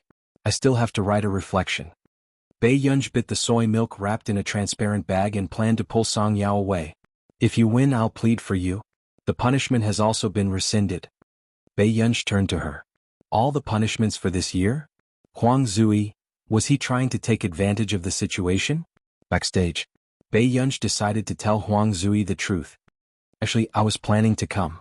Huang Zui began to feel that the next 3.5 years would be very difficult to endure. He watched as Bei Yunsh tidied up her white coat and prepared to go out. Can he really win? As a professor, Huang Zui couldn't help but feel nervous. He leaned closer to her and said, this group is really here to cause trouble. Bei Yunsh slowly clipped the pen into the pocket of her white lab coat. She sneered softly. Her unruly youthfulness did not dissipate. She looked up nonchalantly. Is that so? Since they're already here, why don't they kowtow before going back? After that, Huang Zui was stunned for a long time. Until the entrance. Huang Zui originally wanted to say that this guy was being led by the nose by this guy's erratic behavior. However, his thoughts were interrupted by the other party's words. Your school has to work harder this time. I still hope that the competition this time will be evenly matched. When the people from K University saw Jianxi in the spectator stand, they puffed out their chests and looked arrogant, as if they would win in the next moment. Even Jianxi was not around. They wanted to see what tricks Yun University had up their sleeves. An old acquaintance. Hearing this familiar and casual voice, the people from K University and the leading professor froze. They suddenly felt like they had seen a ghost. Chapter 1395. Then, the main force of the competition and the professors looked at a familiar face. Their hair stood on end. Why would this person appear here? Why didn't you greet me? You made me quite sad. Bei Yunsh slowly put on her black gloves and said lazily, Lucien Shimanman, I've missed you for the past year. Lucien and Shimanman felt their scalps turn numb. They wanted to escape from this world. *CK. Can you shut up? Seeing her, they remembered the days when Bei Yunsh was an exchange student at K University. This was the first price they had to pay for their youth and ignorance. Because they discriminated against the women of Country A and did not take Bei Yunsh seriously, they were traumatized by this person during every research assessment. A few days ago when they came to Yunqing, there were even people who had nightmares about Bei Yunsh. You, are a Yun University student? Professor Semenov found it hard to accept the truth and his vision turned dark. During this exchange at Yun University, he had completely forgotten about this person who had caused the entire K University to be autistic a year ago. You know each other? The principal was stunned. What was going on? How can she participate in the competition? After Semenov regained his senses, he pointed at Bei Yunj and questioned Yun University, his face filled with resistance. She's a student of our school. What's wrong? Why can't she participate in the competition? Huang Zui straightened his neck. Semenov was so angry that he couldn't speak. Don't think that I can't find out what happened at K University yesterday. If you dare to fish in troubled waters again, you can try to get someone else to represent you in the competition. Huang Zui chuckled. I want to see if K University is shameless. Yunj, don't be afraid. If they want to play dirty, I'll beat them to death. You. What a boorish man. If Semenov wasn't pulled back, he would have started fighting with Huang Zui. On the other hand, the physics student beside him sighed. Our Professor Huang is still the best. He fights whoever he catches. Lucien walked in front of Bei Yunj and could not help asking, are you really going to participate in the competition? He couldn't figure it out. Why would Bei Yunj appear in Yun University? Your university sent me to the social news yesterday, saying that our Yun University couldn't win the competition. Yun University students were so angry that they beat up the brother of a professor from K University. Bei Yunj looked at them again and said slowly, that's good. I've never been so angry in my life. The K University students. The atmosphere suddenly turned eerily silent. So the person who hit Wang Guanqin yesterday was Bei Yunj. Regarding this matter, Lucian's expression was unsightly, but he couldn't explain anything. They were indeed the ones who deliberately spread the news. However, the person who hit Wang Guanqin was Bei Yunj. They would never get involved in this mess and offend Bei Yunj. Bei Yunj smiled unhurriedly and said, all right, I just didn't expect you guys to miss me so much. We haven't seen each other for more than a year. It's good for us to have an academic exchange. Those who still remembered the fear of being dominated by Bei Yunj, could anyone get rid of this B*****? The freshmen of K University didn't understand why these seniors, who were all influential figures in school, were so afraid of this unfamiliar Yun University student. Even Professor Semenov objected to Yun University letting her compete. Professor Wang, you don't have to hide it this time. You can compete yourself. Bei Yunj glanced at Wang Huiying with a faint smile and went to the competition stage first. Wang Huiying bit her lip, but remembered the humiliation of losing to Bei Yunj back then. Her entire body was trembling. It was time for the competition. Yunj, do you know the people from K University? Huang Zui asked curiously. I know them. Bei Yunj said casually as she scrolled through the comments under the trending topics. Huang Zui? That was it? Huang Zui snatched Bei Yunj's phone away. Bei Yunj looked up at him. I used to study at K University for a period of time. In the past? You were in your second year of high school, right? Bei Yunj thought for a moment. My brother was afraid that I would have nothing to do, so he sent me there. Huang Zui didn't expect that someone from the Qin family would have the connections to send Bei Yunj, who was in her second year of high school, to K University as an exchange student. However, he couldn't help but be surprised that Bei Yunj was only in her second year of high school, but she could keep up with the pace of K University's teaching. Huang Zui, you studied in the physics department? Bei Yunj thought for a moment. I've also studied in the physics department. She would occasionally attend classes in the physics department, computer science department, chemistry department, nuclear engineering department, and any other major that she could visit. Huang Zui, suddenly he didn't want to ask any more. After the competition started, the host smiled and warmed up the atmosphere, letting both parties speak on stage. However, when the host handed the microphone to Bei Yunj, the principal of Yun University's smile froze. He had a bad feeling. He didn't know if Yun University could win this time, but Bei Yunj's speech definitely wouldn't be good. Just as expected. When Bei Yunj's bright and arrogant face appeared on the big screen, the atmosphere in the venue soared. Screams rose and fell, making people think that this was the appearance of a top celebrity. On the other hand, the camera of the students from the photography team and the evil cult actually flashed and glanced at Song Yao below the stage. The heated scene became even more sensational. The officials were starting to promote a couple. Song Yao's eyelids twitched.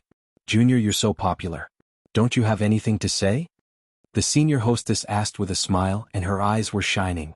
Bei Yunj nodded slightly and leaned close to the microphone. Suddenly she smirked. She said gently and leisurely, "I haven't thought of what to say yet. Let's talk after we win." The suppressed emotions of the students below the stage for the past few days were ignited. Master Pei is awesome. It's coming, it's coming. It's starting again. The contestants from K University were speechless. Damn. Suddenly, a student below the stage raised his voice. "Master Pei, don't cry if you lose." The atmosphere inexplicably livened up, but everyone knew that they hoped that Bei Yunj would not feel so much pressure. Bei Yunj's red lips curled up and she suddenly grabbed the senior's hand. She leaned close to the microphone and dragged her voice lazily. "All right, don't shout if you win. I'm done.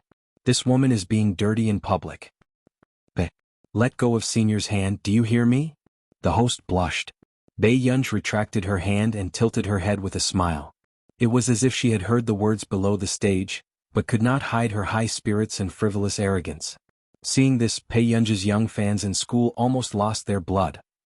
Actually, Bei Yunj did not expect that the people who spoke up for her on the trending searches this time were all students of Yun University. She did not even know anyone. These people were purely protecting her. It also seemed like she had said it before. Someone was protecting her and placing their hopes in her. When the competition started, it was supposed to be a question segment. Who would have thought that the situation would be reversed as soon as the competition started? Usually, K University would not be able to get a single point in this segment. However, before the contestants from K University could even finish reading the questions, Bei Yunj pressed the answer button and quickly scored.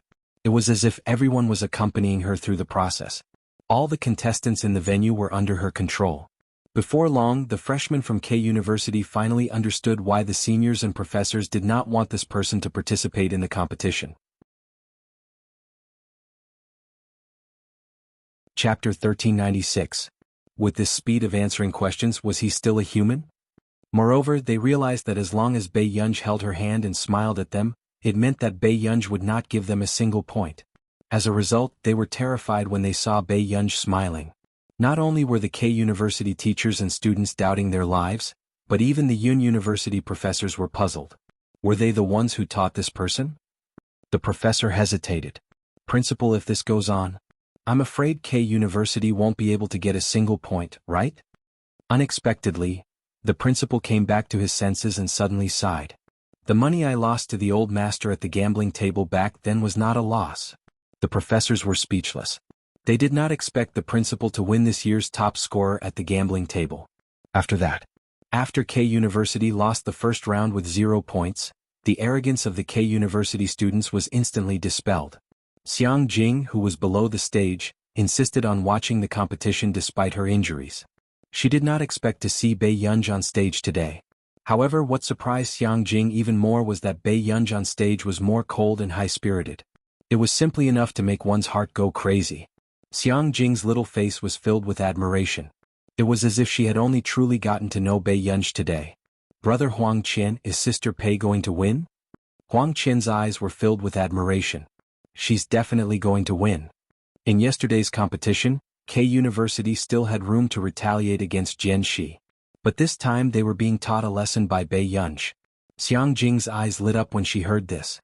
"Sister is so amazing. I want to learn from her in the future." Unknowingly, Xiang Jing treated Bei Yunj as a learning target. Huang Qian was speechless. The only person who could make this little devil submit willingly was the big devil. At this moment, Principal Xiang, who usually cared about the reputation of his school, also pretended to be blind and did not go up to stop Bei Yunj from teaching them a lesson. Yun University also knew about K University's cheating yesterday, but they did not want to give the other party a chance. However, during this period of time, K University had also vividly displayed the pride and arrogance of their teachers and students. Even though the professors on the judging panel didn't say anything, they all felt that Bei Yunj's provocation today was particularly pleasing to the eye. Anyway, he wasn't going to mess with them. However, the K University student's face turned green. "Professor, is that woman really a student? Didn't Yun University specially find someone to represent the competition?" Simone's expression did not look too good. "I've already gotten someone to check. He's indeed a student of Yun University. The people from Yun University did it on purpose. Why didn't you allow this person to compete before, but now you agree?" The contestant sneered. "Are you trying to make fun of us?" That's enough. Haven't you embarrassed yourselves enough? Semenov reprimanded impatiently. Seeing this, the contestant's eyes were filled with unwillingness. He could only look at Wang Huiying. Teacher, can you lend us a few more people? No matter what. If they lost this time, how would they have the face to return to Continent K? Wang Huiying's expression turned even uglier. A year ago, she had never fully grasped Bei Yunji's strength, let alone the 191 members of the Confederation that she had brought along for training. Lend them? Even if she got the 191 core members of the Confederation, they might not be able to win Bei Yunji. Suddenly, someone rushed over. The school just sent a document over. Professor Wang, you guys need to confirm it. Simone asked first, what document? K University's official account praised Yun University's student for hurting people. The principal wants an immediate apology, including the person who made the mistake this time, to be dismissed. End of chapter. Chapter 1397. Everyone was panicking. It was only then that they realized who they really could not afford to offend. Only Wang Huiying bit her lip. She clenched her fists, the hatred in her eyes difficult to suppress. What? Forget about the Confederation 191? Why was even the newly appointed principal of K University, who had never seen Bei Yunji, siding with her? The students of Yun University enjoyed watching the match and felt proud and elated. However, K University was still beaten up badly, but none of them dared to scold the other party. They were like deflated balloons. In fact, after it ended, Semenov had already posted an apology statement and attracted the attention of the entire internet. This student Pei, who could make K University apologize, probably had a powerful background. However, Semenov did not bring the students who had posted back then to Bei Yunji to apologize. Bei Yunji had already left the backstage to answer a call. It was Qin Luyan. Something had happened to old Master Qin. For some reason, the old man, who had already recovered, was still unconscious. Even the hospital couldn't do anything about it. I'm sorry, Gur. I was afraid that you would be worried, so I didn't tell you earlier. Qin Luyan's voice made Bei Yunji's tightly furrowed brows relax. Which hospital? After Qin Luyan gave her an address, Bei Yunji hung up and immediately rushed to the hospital, not caring about anything else. However, when she saw old Master Qin's condition, her gaze gradually turned cold. Girl, don't worry. Brother will definitely find the best doctor to treat old master. Qin Yu, who had not slept for a few days, comforted Bei Yunji in a hoarse voice. Bei Yunji nodded and left. This time, even the Qin couple had returned when old Master Qin was critically ill. Mrs. Qin laughed coldly. Old Master dotes on her so much, but she didn't shed a single tear. She turned around and left. I wonder how disappointed old Master will be when he finds out. Mr. Qin said coldly, you'd better take care of yourself. Mrs. Qin could only suppress her anger. This Bei Yunji had made the family turn to her. At this moment, Bei Yunji called CI7's Yun City Department. Minister Jiang Song, Max, why do you still have time to catch up with me? Bei Yunji said, I need you to investigate something for me. Jiang Song, did this person know that as an ACE Corps member she was supposed to solve problems for CI7? She did not want CI7 to solve the problem for her. Something happened to my grandfather. I want to find out what happened. Upon hearing Bei Yunji's words, Jiang Song frowned. Old Master Qin? There's still someone in Cloud City who dares to make a move on old man Qin? Maybe there's someone who has eaten the guts of a leopard. Bei Yunji's voice was filled with hostility. She said unhurriedly, I'll transfer 1 billion yuan to whoever finds it first. Jiang Song's hands almost trembled. This was the true god of fortune. Jiang Song, okay Dad. Is there anything else? If not, don't turn off your phone for 24 hours. We promise to find it for you within a day. All right. After Bei Yunji hung up the phone, she went back to the ward. He saw the nurse changing the 4-bag. Wait. Bei Yunji called out to the nurse, attracting the attention of the others. Can I take a look? Sure. The nurse handed the 4-bag to Bei Yunji. Bei Yunji's gaze suddenly fell on a tiny pinhole in the transparent bag. Someone has touched this 4-bag. Did they add any medicine? The nurse hurriedly shook her head. No one has touched it. Qin Lang also frowned. Girl, what's wrong? Bei Yunji handed the bag to the nurse, but her eyes were cold. It's nothing. She really had the guts of a bear and a leopard. Chapter 1398. On the top floor of the hotel opposite the river, Tang Boyong was still drinking and admiring the bustling night outside. He couldn't help but laugh at the thought of someone reporting the situation to him. Tang Boyong played with the reagent in the small glass bottle in his hand and held the red wine glass in one hand. He recalled what Qi Wuxiu had said to him. As long as you can control the Hua family, the Qin family is nothing.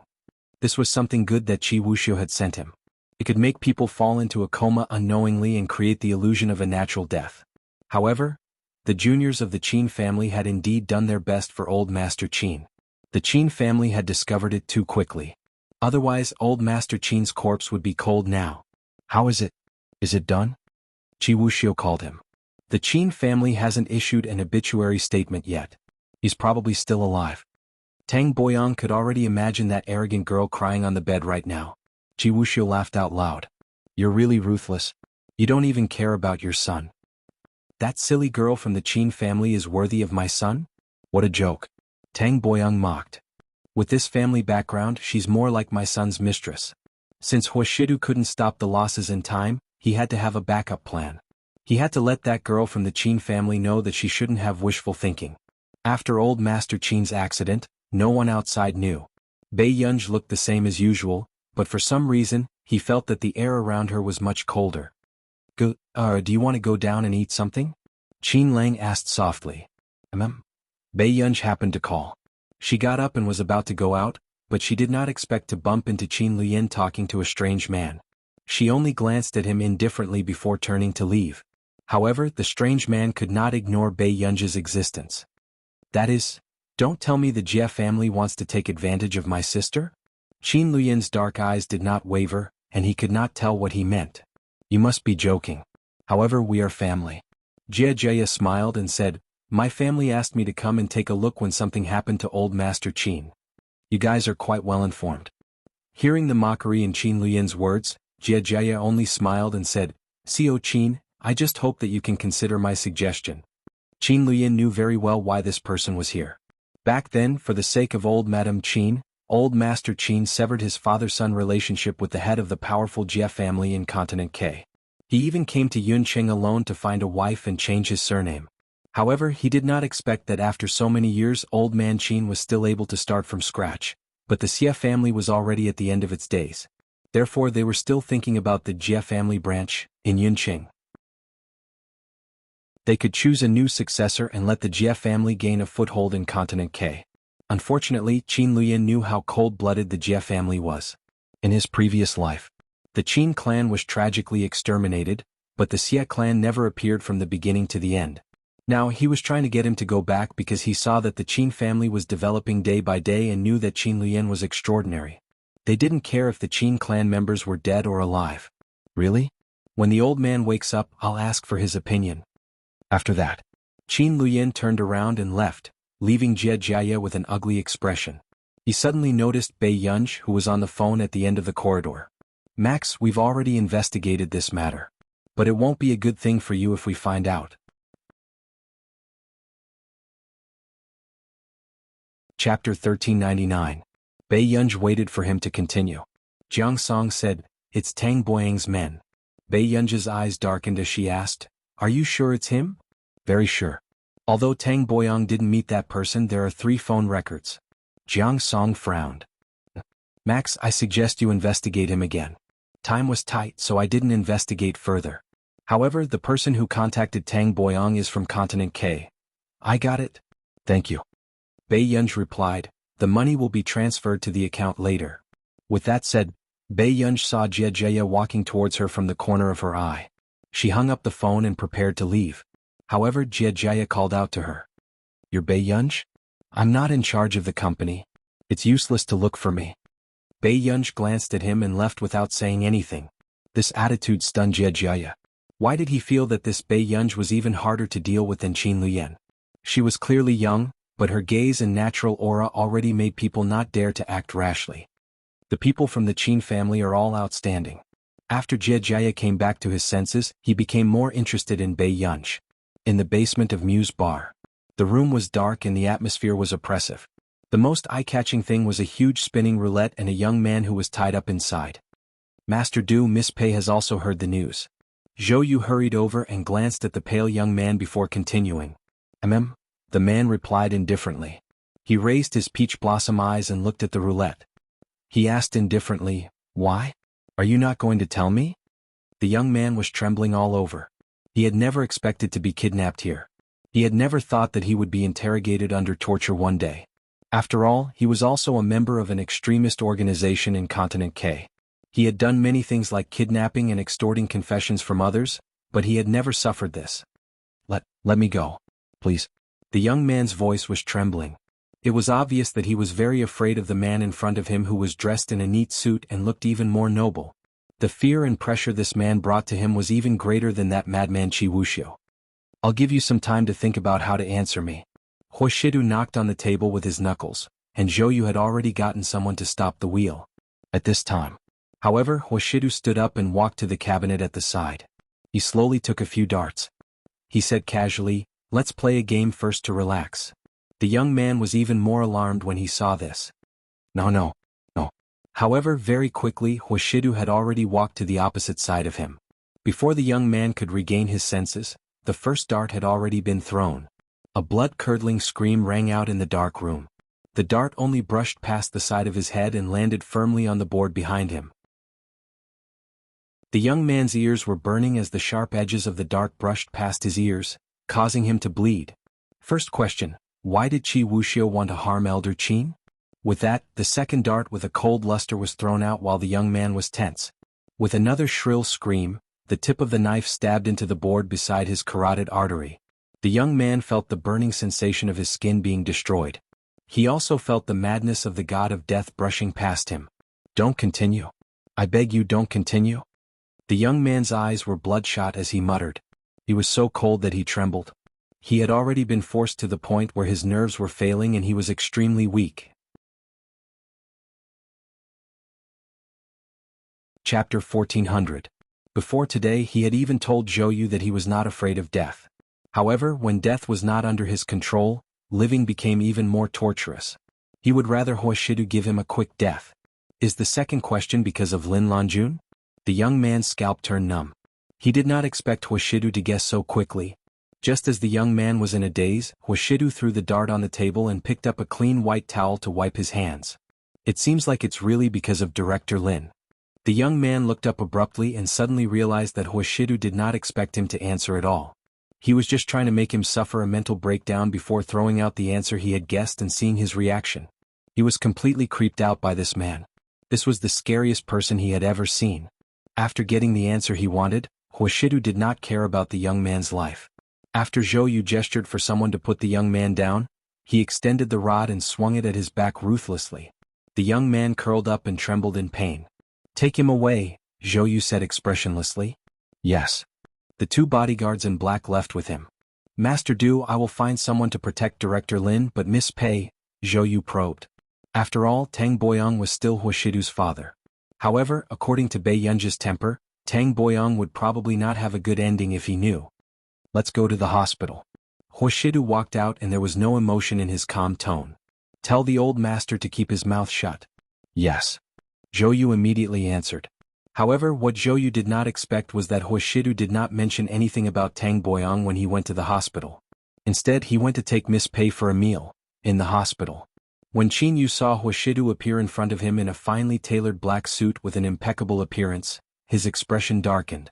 However, considering that Elder Qin was still unconscious on the bed, Qin Yu was not in the mood to talk about anything else. "Brother." When Bei Yunji saw Huashidu, she called out. However, she did not expect to attract the attention of the other three. Bei Yunji was speechless. Huashidu walked to her side and reached out to stroke her hair back. He asked softly, "Have you eaten dinner?" Bei Yunji looked at him. "Come back with me later." Huashidu casually pinched the back of her neck. Bei Yunji subconsciously shrank back and nodded. "Why is President Hua here?" The person who spoke was Qin Luyan. His calm eyes met Huashidu's. "I heard that Elder Qin was hospitalized, so I wanted to see if there was anything I could help with." "You're too kind, President Hua. Big brother, this is what he should do." Bei Yunji suddenly spoke and even held Huashidu's sleeve. Everyone present could feel that she was trying to protect him. The expressions of the three brothers changed a little, especially the regretful Qin Yu. He was the one who had King sent his little sister into a wolf's den. This scene made Zhou Yu feel that Bei Yunj was a ruthless person. Qin Luyin was the heir of the Qin family after all. He was not in a hurry to make things difficult for Bei Yunj. Instead he spoke slowly. Although the old master's condition is not too good, it has stabilized. Currently he has contacted many famous doctors. Washidu's tone was still refined and calm. The Qin family's matter is also my matter. As for the hospital, I'll get someone to get Elder Qin's test results and help contact other medical institutes. With that said, the entire place fell silent. Qin Luyin sized up the person in front of him calmly. Chapter 1401. Qin Luyin was not Qin Yu and Qin Lang. He had always been observant. From the first time he saw Washidu, he knew that this man's motive was not simple. Hearing this, Qin Yu gave a fake smile. He could not help but reach out and pat Washidu's shoulder. "Brother, I really have to thank you for being so concerned about my family matters and even helping me take care of my sister." Washidu was quite gentle. "You're welcome. It's what I should do." Only Qin Lang felt that these people were strange as he watched them speak in riddles. "What's wrong, second brother? Why are you speaking so strangely today?" Qin Lang was puzzled.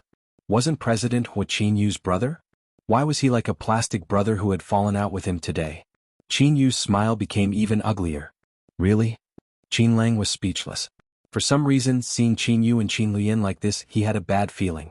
What if they were doing something behind his back? In the restaurant, Bei Yunj glanced at the message from Lu Zhongzhou and then at Washidu. She lowered her eyes and was a little engrossed, not paying attention to her surroundings. Suddenly, a low and calm voice sounded from the side. "You're not focused even when eating?" Bei Yunj regained her senses and glanced at the man beside her, her eyes darkening. "I won't let go of the person who harmed old master." She did not want to. However, she heard the man laugh softly. That's good." Bei Yunj's eyelids twitched.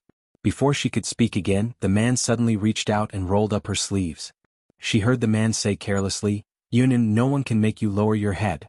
Do you understand? You don't have to worry about anyone." Bei Yunj's heart seemed to have been touched by something. She could not help but glance at Washidu. For some reason she felt that this man might know everything. However, he still stood beside her. He remained firm. "Washidu, do you owe me something?" Bei Yunj quickly looked away and asked heartlessly as she lowered her head to scoop the soup. "Chem?" The man looked at the girl beside him. From the first time he saw her, the young lady was still too slender. Now she was so beautiful that he could not take his eyes off her. "Otherwise, why would my brother treat me so well?" Washidu glanced at the obviously absent-minded girl beside him. A moment later. "I just want Yunyun to owe me something first." The man was still calm and composed as he deliberately teased her. "So that our Yunyun might want to go back on her word in the future and have no choice but to agree." Bei Yunj was stunned. The atmosphere was silent for a while. The man suddenly heard Bei Yunj speak. "I won't go back on my word." Washidu stopped what he was doing and looked at the girl with his peach blossom eyes. Bei Yunj's calm gaze was indescribably serious. "I'll give you whatever you want. On the way." Bei Yunj was enjoying the night breeze, and her expression was a little strange. Someone was sticking to her. She felt a warm, itchy breath on her neck, and a numb electric current seemed to jump straight to her scalp. Her limbs and bones were filled with his ambiguous aura. Bei Yunj was expressionless, but her ears were red. "Washidu." She took a deep breath and pushed away the man who was deliberately sticking to her. Could this D*MN man not even tell the difference between wine and water? He even drank the sake that the waiter had sent over. "If you don't stand properly, I'll go back." Bei Yunj threatened the tall man in front of her. She also regretted letting him drink. She saw the man staring at her with his peach blossom eyes, ready to make a move. It was as if he was going to lean on her in the next moment. You're tuning in to the Han Lee's Wuxia Chronicles YouTube channel. We're so grateful for your support, and don't forget to subscribe to join us on this incredible journey through captivating stories. Your generosity through donations truly makes a world of difference, as it's the primary source of revenue that allows me to expand and enhance this channel for you. Thank you from the bottom of my heart for being a part of this adventure.